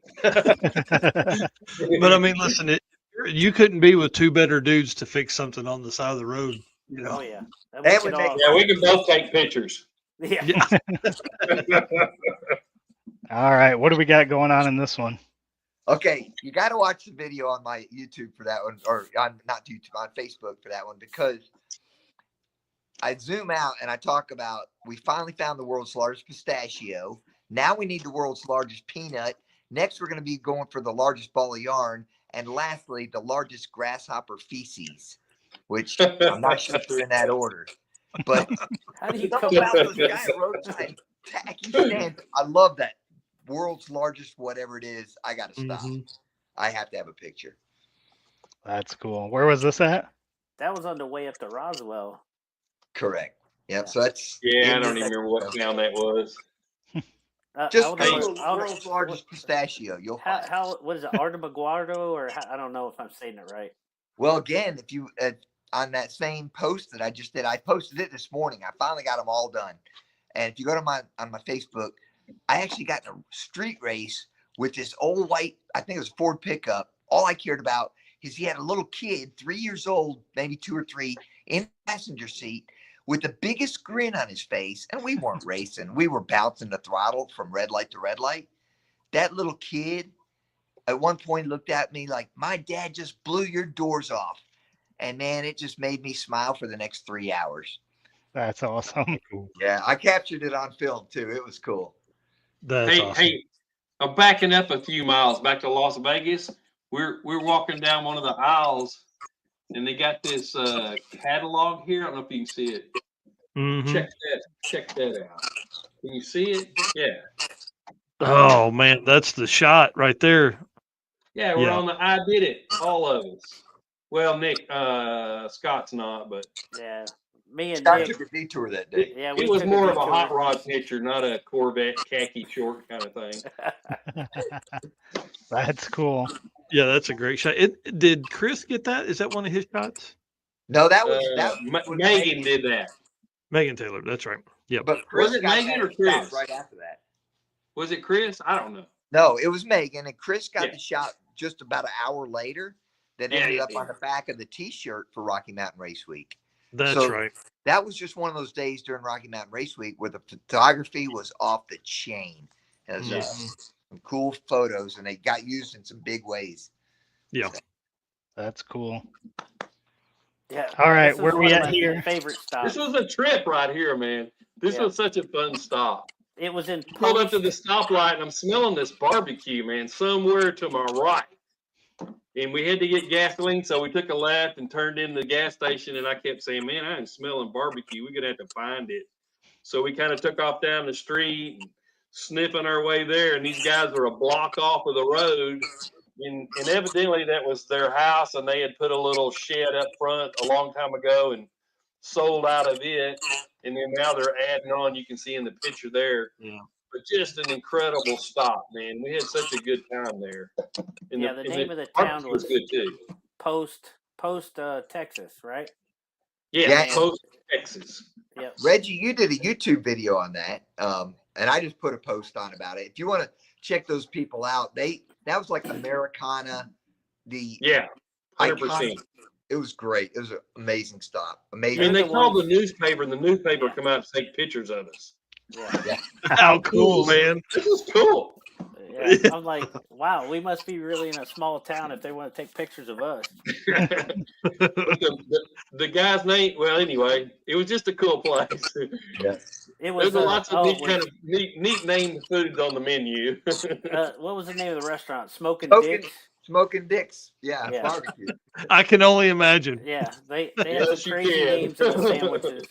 Yeah. And he was loving it. His wife was right there laughing about it too. He was going to put some of his barbecue in nachos, he said, and the name would have been Nacho Dicks. But he said his wife wouldn't let him do that name. So yeah, she said we had to draw the line somewhere. That's funny. Instead of I was trying to get Jason to get a plate of the Dickaroni. I tell you, what was that potato called? Dick Spud or something? No, Dictator. The Dictator. Yeah. It's a baked potato the size of a football. Yeah. Wow. I mean, with barbecue. It was good stuff, but it wasn't expensive at all, man.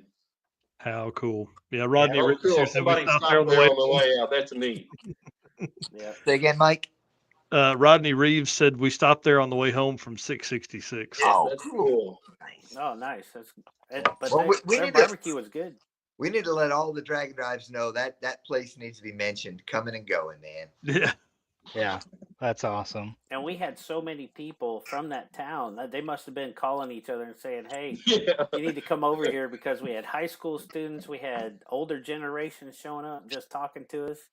So yeah, it was a great stop, and it was just in the middle of nowhere. That's cool.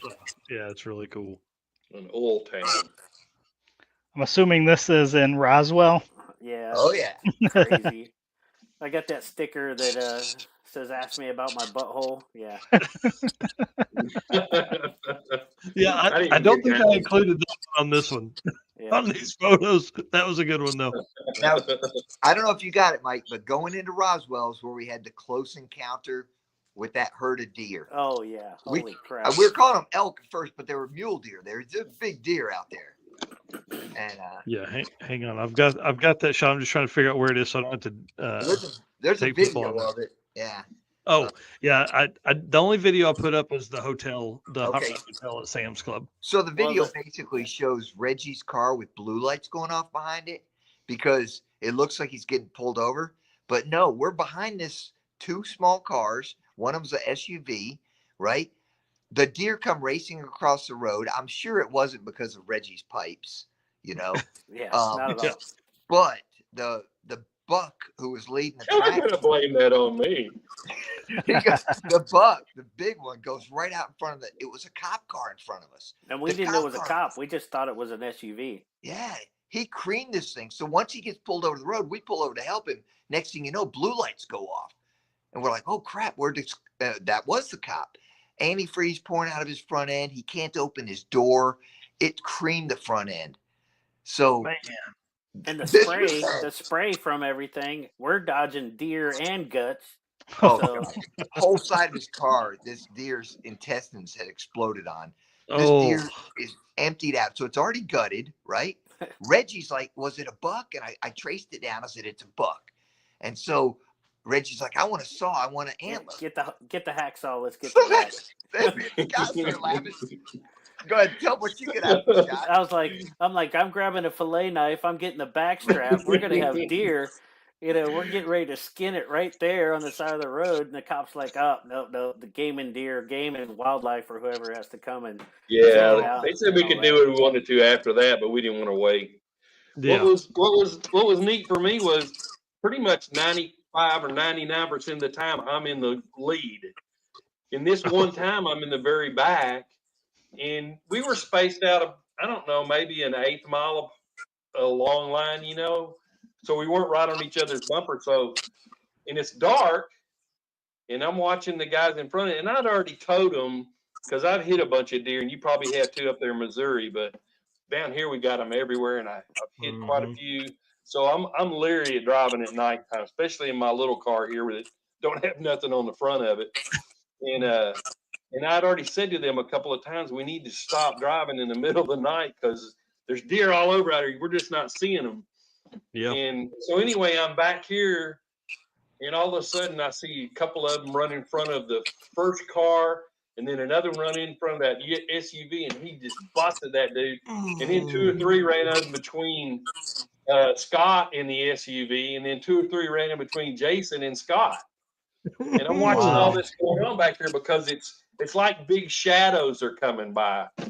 But man, it was incredible just for a few seconds, man. Because I mean, I can't even imagine if one of them had hit that vet, you know. Yeah. Oh, I mean, our cars, you know, they're not whatever, you know, but the vet, that's a different Yeah. deal. So. It'd have been a lot of duct tape getting it back on the road. And what was funny, we'd been running about 65 and 70, and then after this all happened, Scott's leading, and we're heading into town. It's about, I don't know, 10 miles down the road, and we didn't even get over 45 miles an hour, man. I know he was still shook up. I was, crud. Oh yeah. Yeah. Well, and that's one of the back, hardest man. thing is, like, you know, headlights on hot rods aren't necessarily meant for nighttime driving. No, Well, not my Reggie's radiator either. Reggie's is great for hunting because his one headlight points to the culvert over to the right side of the road. So Yeah, it depends he's on already what bump spotting I for hit. deer. Yes, that's exactly right. All right, so Roswell, and then I included this shot here because I thought this was pretty cool. You're running 76 miles an hour, man. That's pretty awesome. Yeah, but we had been at 87 down there too. Yeah. That's pretty impressive as you're cruising along down through the roads there in the old hot But rod. last year, me and the Hummer had 3 digits on there, man. We were sucking it up. It was fun. With that I'm ready to gear, go so- again, you know. This place was incredible. This was in Flagstaff. The breakfast, holy moly. Yeah. And then Is that this place here, same spot? yeah, it ain't food if it ain't fried, baby. Man, that place was good. Wow. Yeah, the only reason I included this is because I want to talk about food for a minute. So kind of walk us through like what you guys eat on this trip. I see here you got some bologna rolls on the other side. Then you got like this, you know, full blown American breakfast right here, or meal. That's not even breakfast. That's a meal. Yeah, I had eaten there last year, and I told Jason we had to go by there, and sure enough, they didn't let us down. The steak might have been something wrong with it, but other than that, it was incredible. I think the steak stuck with us for a day or so. It didn't stick with us. That's the deal. It didn't stick with us. Rule of thumb though on food was mom and pop joints. You know what I mean? Locally owned establishments. Now Veterans Day, Denny's hooked us up on Veterans Day with the was it Big Slam or what do they call that? Grand Slam. Grand Slam. And then was very fortunate In-N-Out Burger, which we don't have in the East. They hooked us up also Veterans Day lunch. So those were the chain restaurants that I'm proud to say that they were taking care of veterans. And the rest of the trip, we were taking care of locally owned mom and pop joints. In Las Vegas, we liked eating at the Pepper Mill. It's right there next to the convention center. And it's just it's got a real neat vibe, man. Kind of like back in the Playboy days, little kind of looking around for Hugh Hefner. And it's pretty cool in there. And the food's incredible too. But it's the same every year, man. That place is something else. But it's just a block or so from the convention center. Yeah, I had a good time at that restaurant too. It was just a nice place to go. And then giant burgers. we were cooking for breakfast and stuff like that, eggs and tacos and stuff like that if we were cooking ourselves. But one of the a lot of the mom and pop stuff.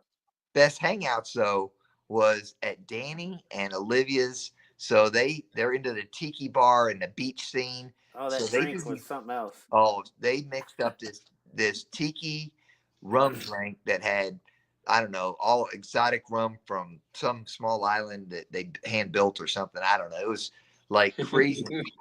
But yeah, Scott looks up at the camera on the one film and he goes, "What'd you say? Your legs don't, or my back doesn't hurt?" Oh yeah, my anymore." back didn't hurt Jesus, anymore. I was nothing's like, hurting wow. anymore.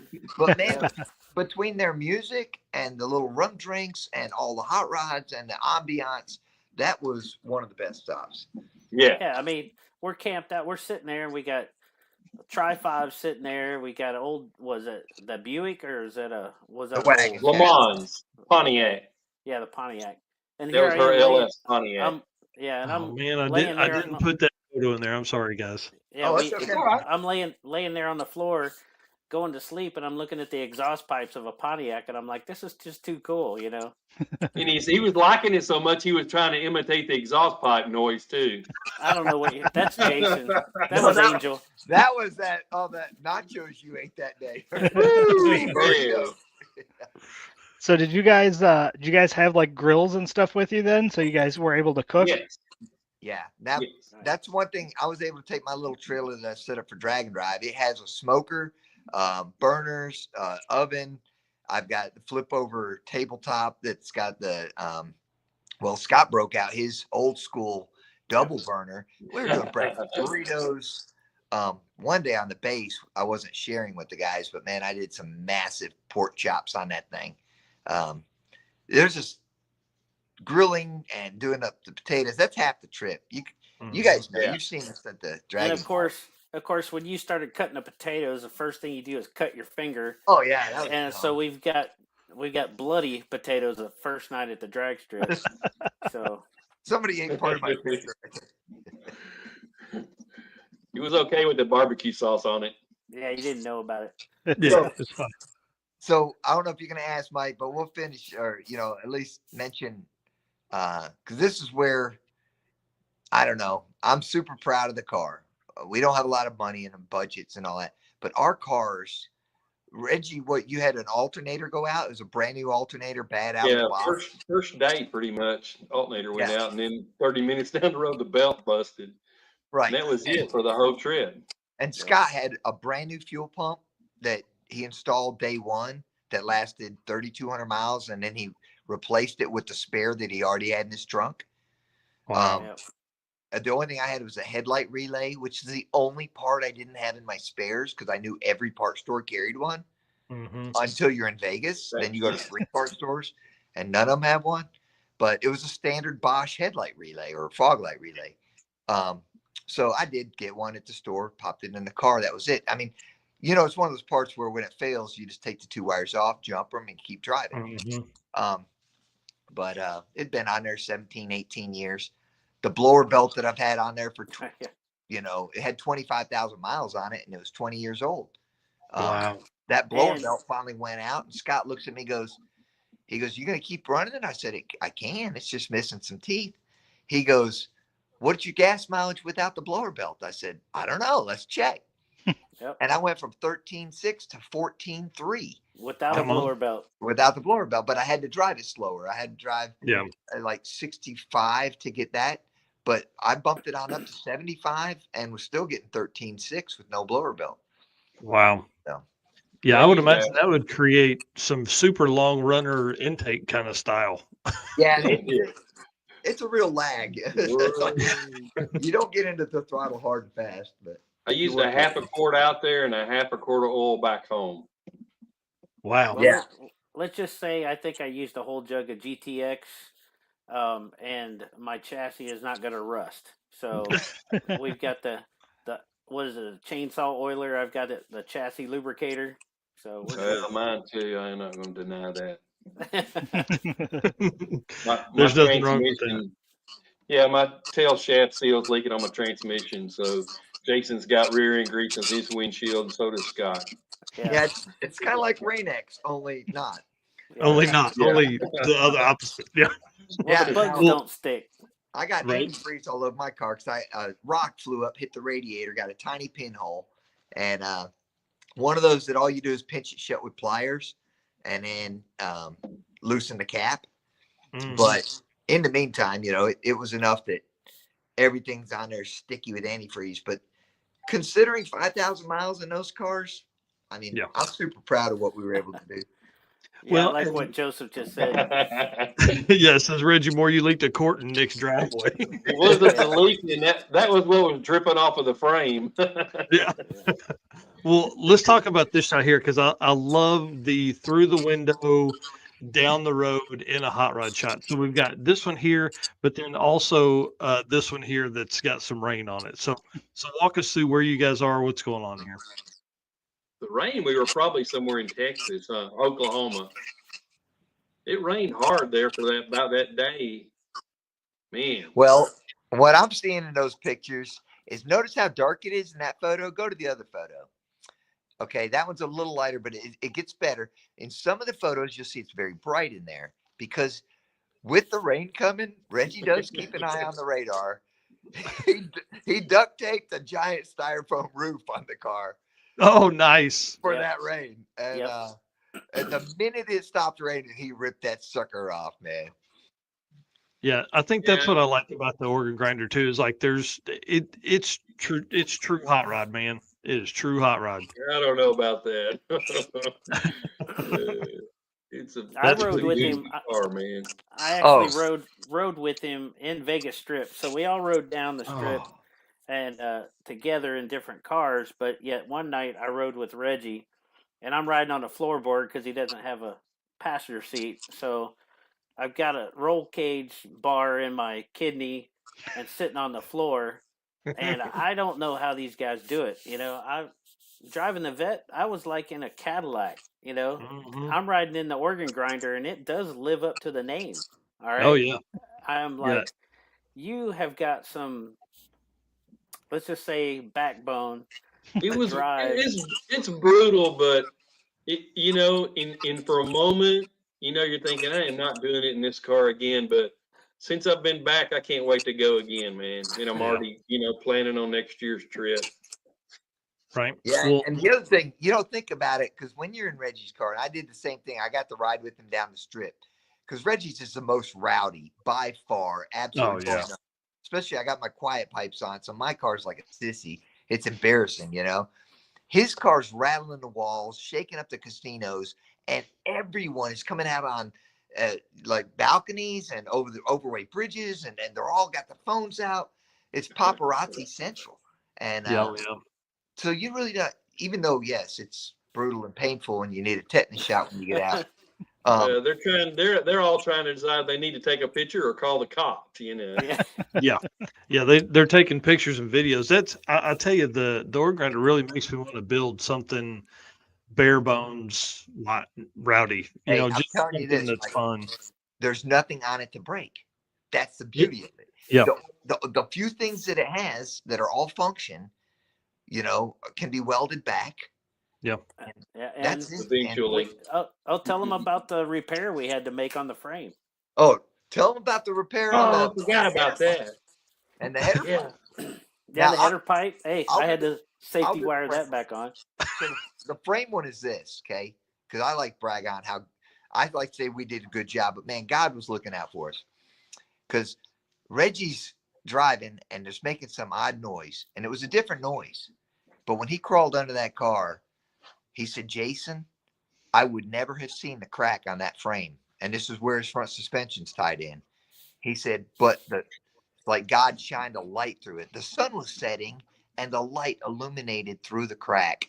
We were That right was- through the crack. And so he saw it. We were able to diagnose it fast and get pulled over safely. You know what I mean? It was like, so the difference was we needed a welder, or we could re-drill and reinstall the bars. But man, had we not seen that could have been ugly. You know what I mean?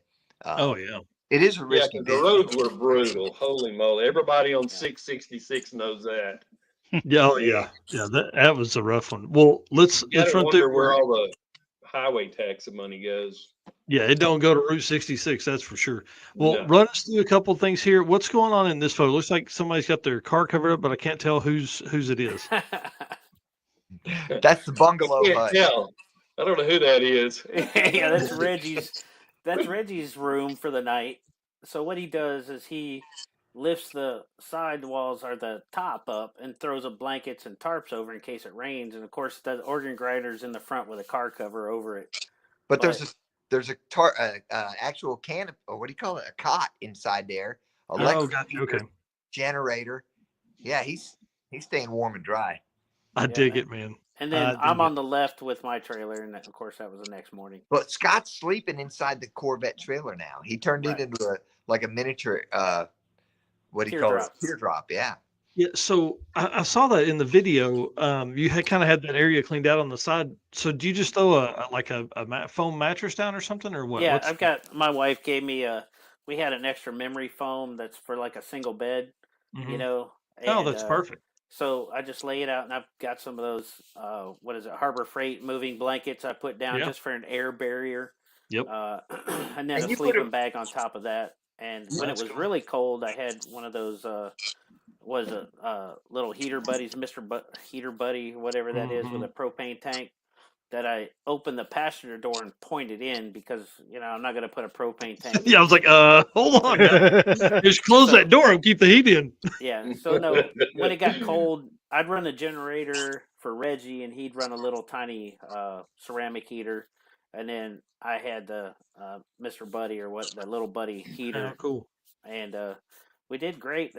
This night was Albuquerque, right before we got into Albuquerque, and when we showed the pictures of the sunrise, that was the next morning in this spot, and that one right there, and that place was great. It had little picnic areas off the that was a nice park. Yeah. We didn't even mention Walt Schaeffer. I actually went to visit one of my military buddies. Yep. So I went ahead another 40, 50 miles and got to hang out at Walt Schaeffer's. That's another thing Reggie got to put on his YouTube channel was that visit. And Mike, you inspired the name. What'd you call that name of it, Reggie? You called it something ridiculous roadside renter views. Oh yeah. Me and Michael had talked about that a while back. Random roadside, and I couldn't think of another word with the R, so I just said renter views. I like it. Go back and change that. That's pretty cool. Yeah, let's look here. There you go. Cadillac Ranch. Yep. How cool. And we didn't walk out there because that was when we got there was like an hour after it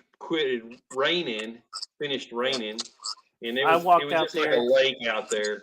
I walked out there because I'd never been there. My shoes gained about a pound each. Had to clean them off. But this picture, it's such a contrast of vehicles, but yet it's just it's all of us together running out there. And yes, we had our disagreements.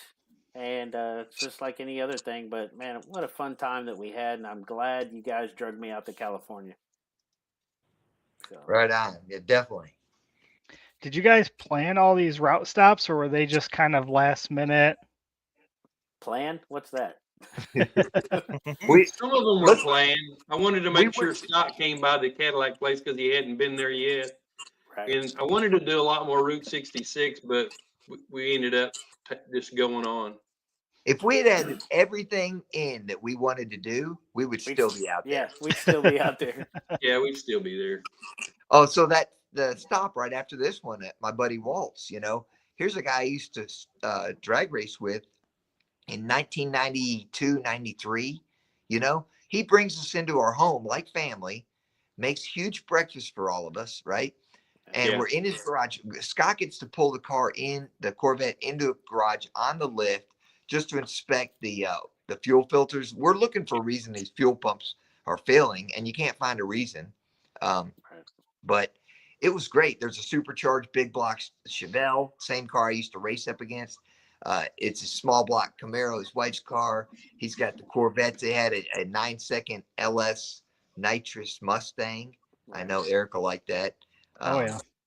And this is this is all at my buddy's house. So this is just one of many stops where we weren't hitting hotels. We were hitting much better stops than hotels. How cool. Oh yeah. Yeah. Right. Yeah, I don't know if you guys saw this, but he said, Joseph says these guys don't plan anything. Well, if we plan it, it's a last minute amendment or a change. So yeah, Yeah. it's What This I was learned at in the the, military, a this plan. picture was at the gas squatch, right, pretty much an hour or so after we left here in Arkansas. Yeah. So the plan is just the point to deviate from. That's all it is. exactly. There you go. I like that. All right. Well, I think that ends all the Oh, it's photos. This 9 was the o'clock. last one. Man, thanks What's- for having us on here, y'all. Yeah, man, that's awesome. Oh yeah, it was a ton of fun. Yeah, this was We had a this good is a time. long time in the making. You guys have needed to be on the show several different times just to tell the stories over the years. You know, that's probably one of the hardest things we have with the show is like, man, how do we get to everybody and win and all that kind of cool stuff. I Well, the appreciate thing, you guys coming on tonight too. yeah, the thing I noticed is you have all these guys that are driving fast cars, so there's Yeah. not really room for us. Oh, whatever. But anyway, Well, I really Yeah, would like or to do with- this. We're going to do this trip again next year, and it really would be neat if, I mean, a lot of other people went, man. I mean, Oh yeah. it could be like a sick week, but, you know, thousands of dollars cheaper, you know. Yeah. I mean, What would be 66, whatever. well, and what could be really fun is for folks to even just grab a couple days. You know, like if you had kind of a plan of where you're going to be, hey, look, we're going to be here on Tuesday, jump in and cruise Jump. with us for 2 days and go home. Yeah, that's what I was talking to Matt about last year, was having Yeah. like a big long race and just having, you know, where people could qualify to race with us at that particular track we were coming to if they met us a certain spot 150 miles out or something and rode in with us. But, you know, that would be neat to get a lot more people to go with us next year. But like Mike and I were saying, it's hard to get everybody in on the stories on a show like this. And Mike, Right. your problem is that you have so many race car friends. You know, I mean, it's a blessing and a curse, right? Yeah. You do. Yeah, you we do have definitely do have a lot of race car friends. You have a great circle, brother. Yeah. We appreciate what you it. do. And I just Well. want to say I feel honored for you inviting us in and just telling our stories. And I wanted to share my dad's car story, and Yeah. this is an awesome place to do it. And thank you for letting me share. Yeah, Yeah. you bet. I love the history behind all of these cars. You know, I mean, these cars are special to everybody. And what's really cool is like those cars, hopefully through some of these stories that we tell over the years, will be cool to the next person that ends up with that car as well, and the next and the next. You know, we're hot rodders are generational people, and what's really cool is we're literally what 2 generations of hot rodders in now. You know, like I mean, the 40s really kind of kicked that off, and you know, a lot of times that's my grandparents and or maybe my great grandparents, and then you know, so I'm 2 generations from that. So it's pretty cool to think like, what's 30 or 40 years from now going to be, and you know, the organ grinder's still going to be kicking around, and the chicken coop and the vets and all that kind of stuff because of what you guys do and the stories you tell. So it's pretty cool, man. Well, you made that comment about nobody runs carburetors anymore, but we all three run carburetors. So I say I don't run carburetors. Yeah, yeah. There's a ton of really cool carburetor stuff, and I think we're really seeing a resurgence in people trying to do stuff that's not easy, which is what this trip was really about. Like what y'all did was not easy. You didn't jump in a rental I'll minivan. second that. yeah, it was not easy. You know, so I think there's a lot of folks that are looking for an adventure, and carburetors are definitely an adventure, especially if you're running 85 octane and a boosted setup and trying to get 14 miles a gallon. It just takes 2 or 3 years to get it right. Then after that, it's easy. Then after that, it's just adjustments. Yeah, that's right. Well, what's cool about carburetors, you don't have an ECM you have to worry about filling. Yeah, Just fuel pumps. just fuel pumps. Just that small toolbox you guys are selling. You know, it's true. All you need is a wallet-sized box of tools. Yep. And you can fix anything. Yeah, I love the Waf setup. That's such a great idea, and I mean he did that. Yeah, he built it out of necessity because that's what he was carrying around with him. You know, he had a whole half a toolbox full of drawers of that stuff, and so he built this. So it's pretty neat. I don't think I could get all those pieces back in the right spot. I need a No. bigger box. No, I need that box, but I need it to have a bag in it so I can put all the stuff that I'm taking off in a bag and then sort it later. Yep. All right, well, guys, let us end the show. Stay on with us for just a minute because I'd love to talk to you after we close the show out. and just talk about some next year plans and all that kind of stuff so we can get together. Cool. Thanks, Love Mike. you, Thanks, Eric. Man. What do you Yep. guys Thank think? you guys. Love you, Mike. Love you, Eric. Thanks, brothers. Thank you. Man, how fun, dude. What a cool show. We don't typically do a whole round of folks that we spend an hour and a half with. Typically we don't do that. And I'm appreciative of those guys to take the time and spend that with us. That's pretty neat.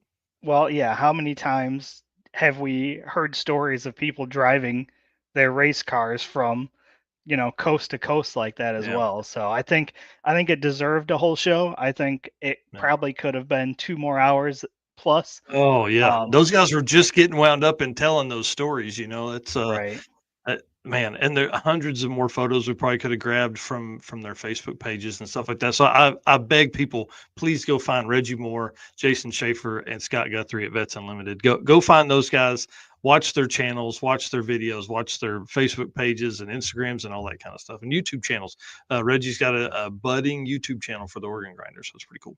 Yeah, and hopefully this, just inspires other people to do the same thing. I mean, again, we talk about it all the time. Our goal is to get people in their cars and driving them more, and this is a perfect example of that. Yeah. Yep. All right. Lead us out, sir. Yep.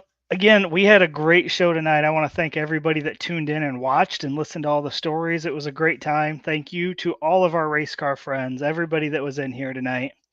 And also to our sponsors. Again, we can't put this show on without these people. So thank you to Summit Racing, Molly Motorsports, Driven Racing Oil, Car Chains 3D, Waf Racing, Performer Built Transmissions, J-Wire Solutions, Howard's Cam, Sweet Patina, Power Tube TV, and Racing Junk.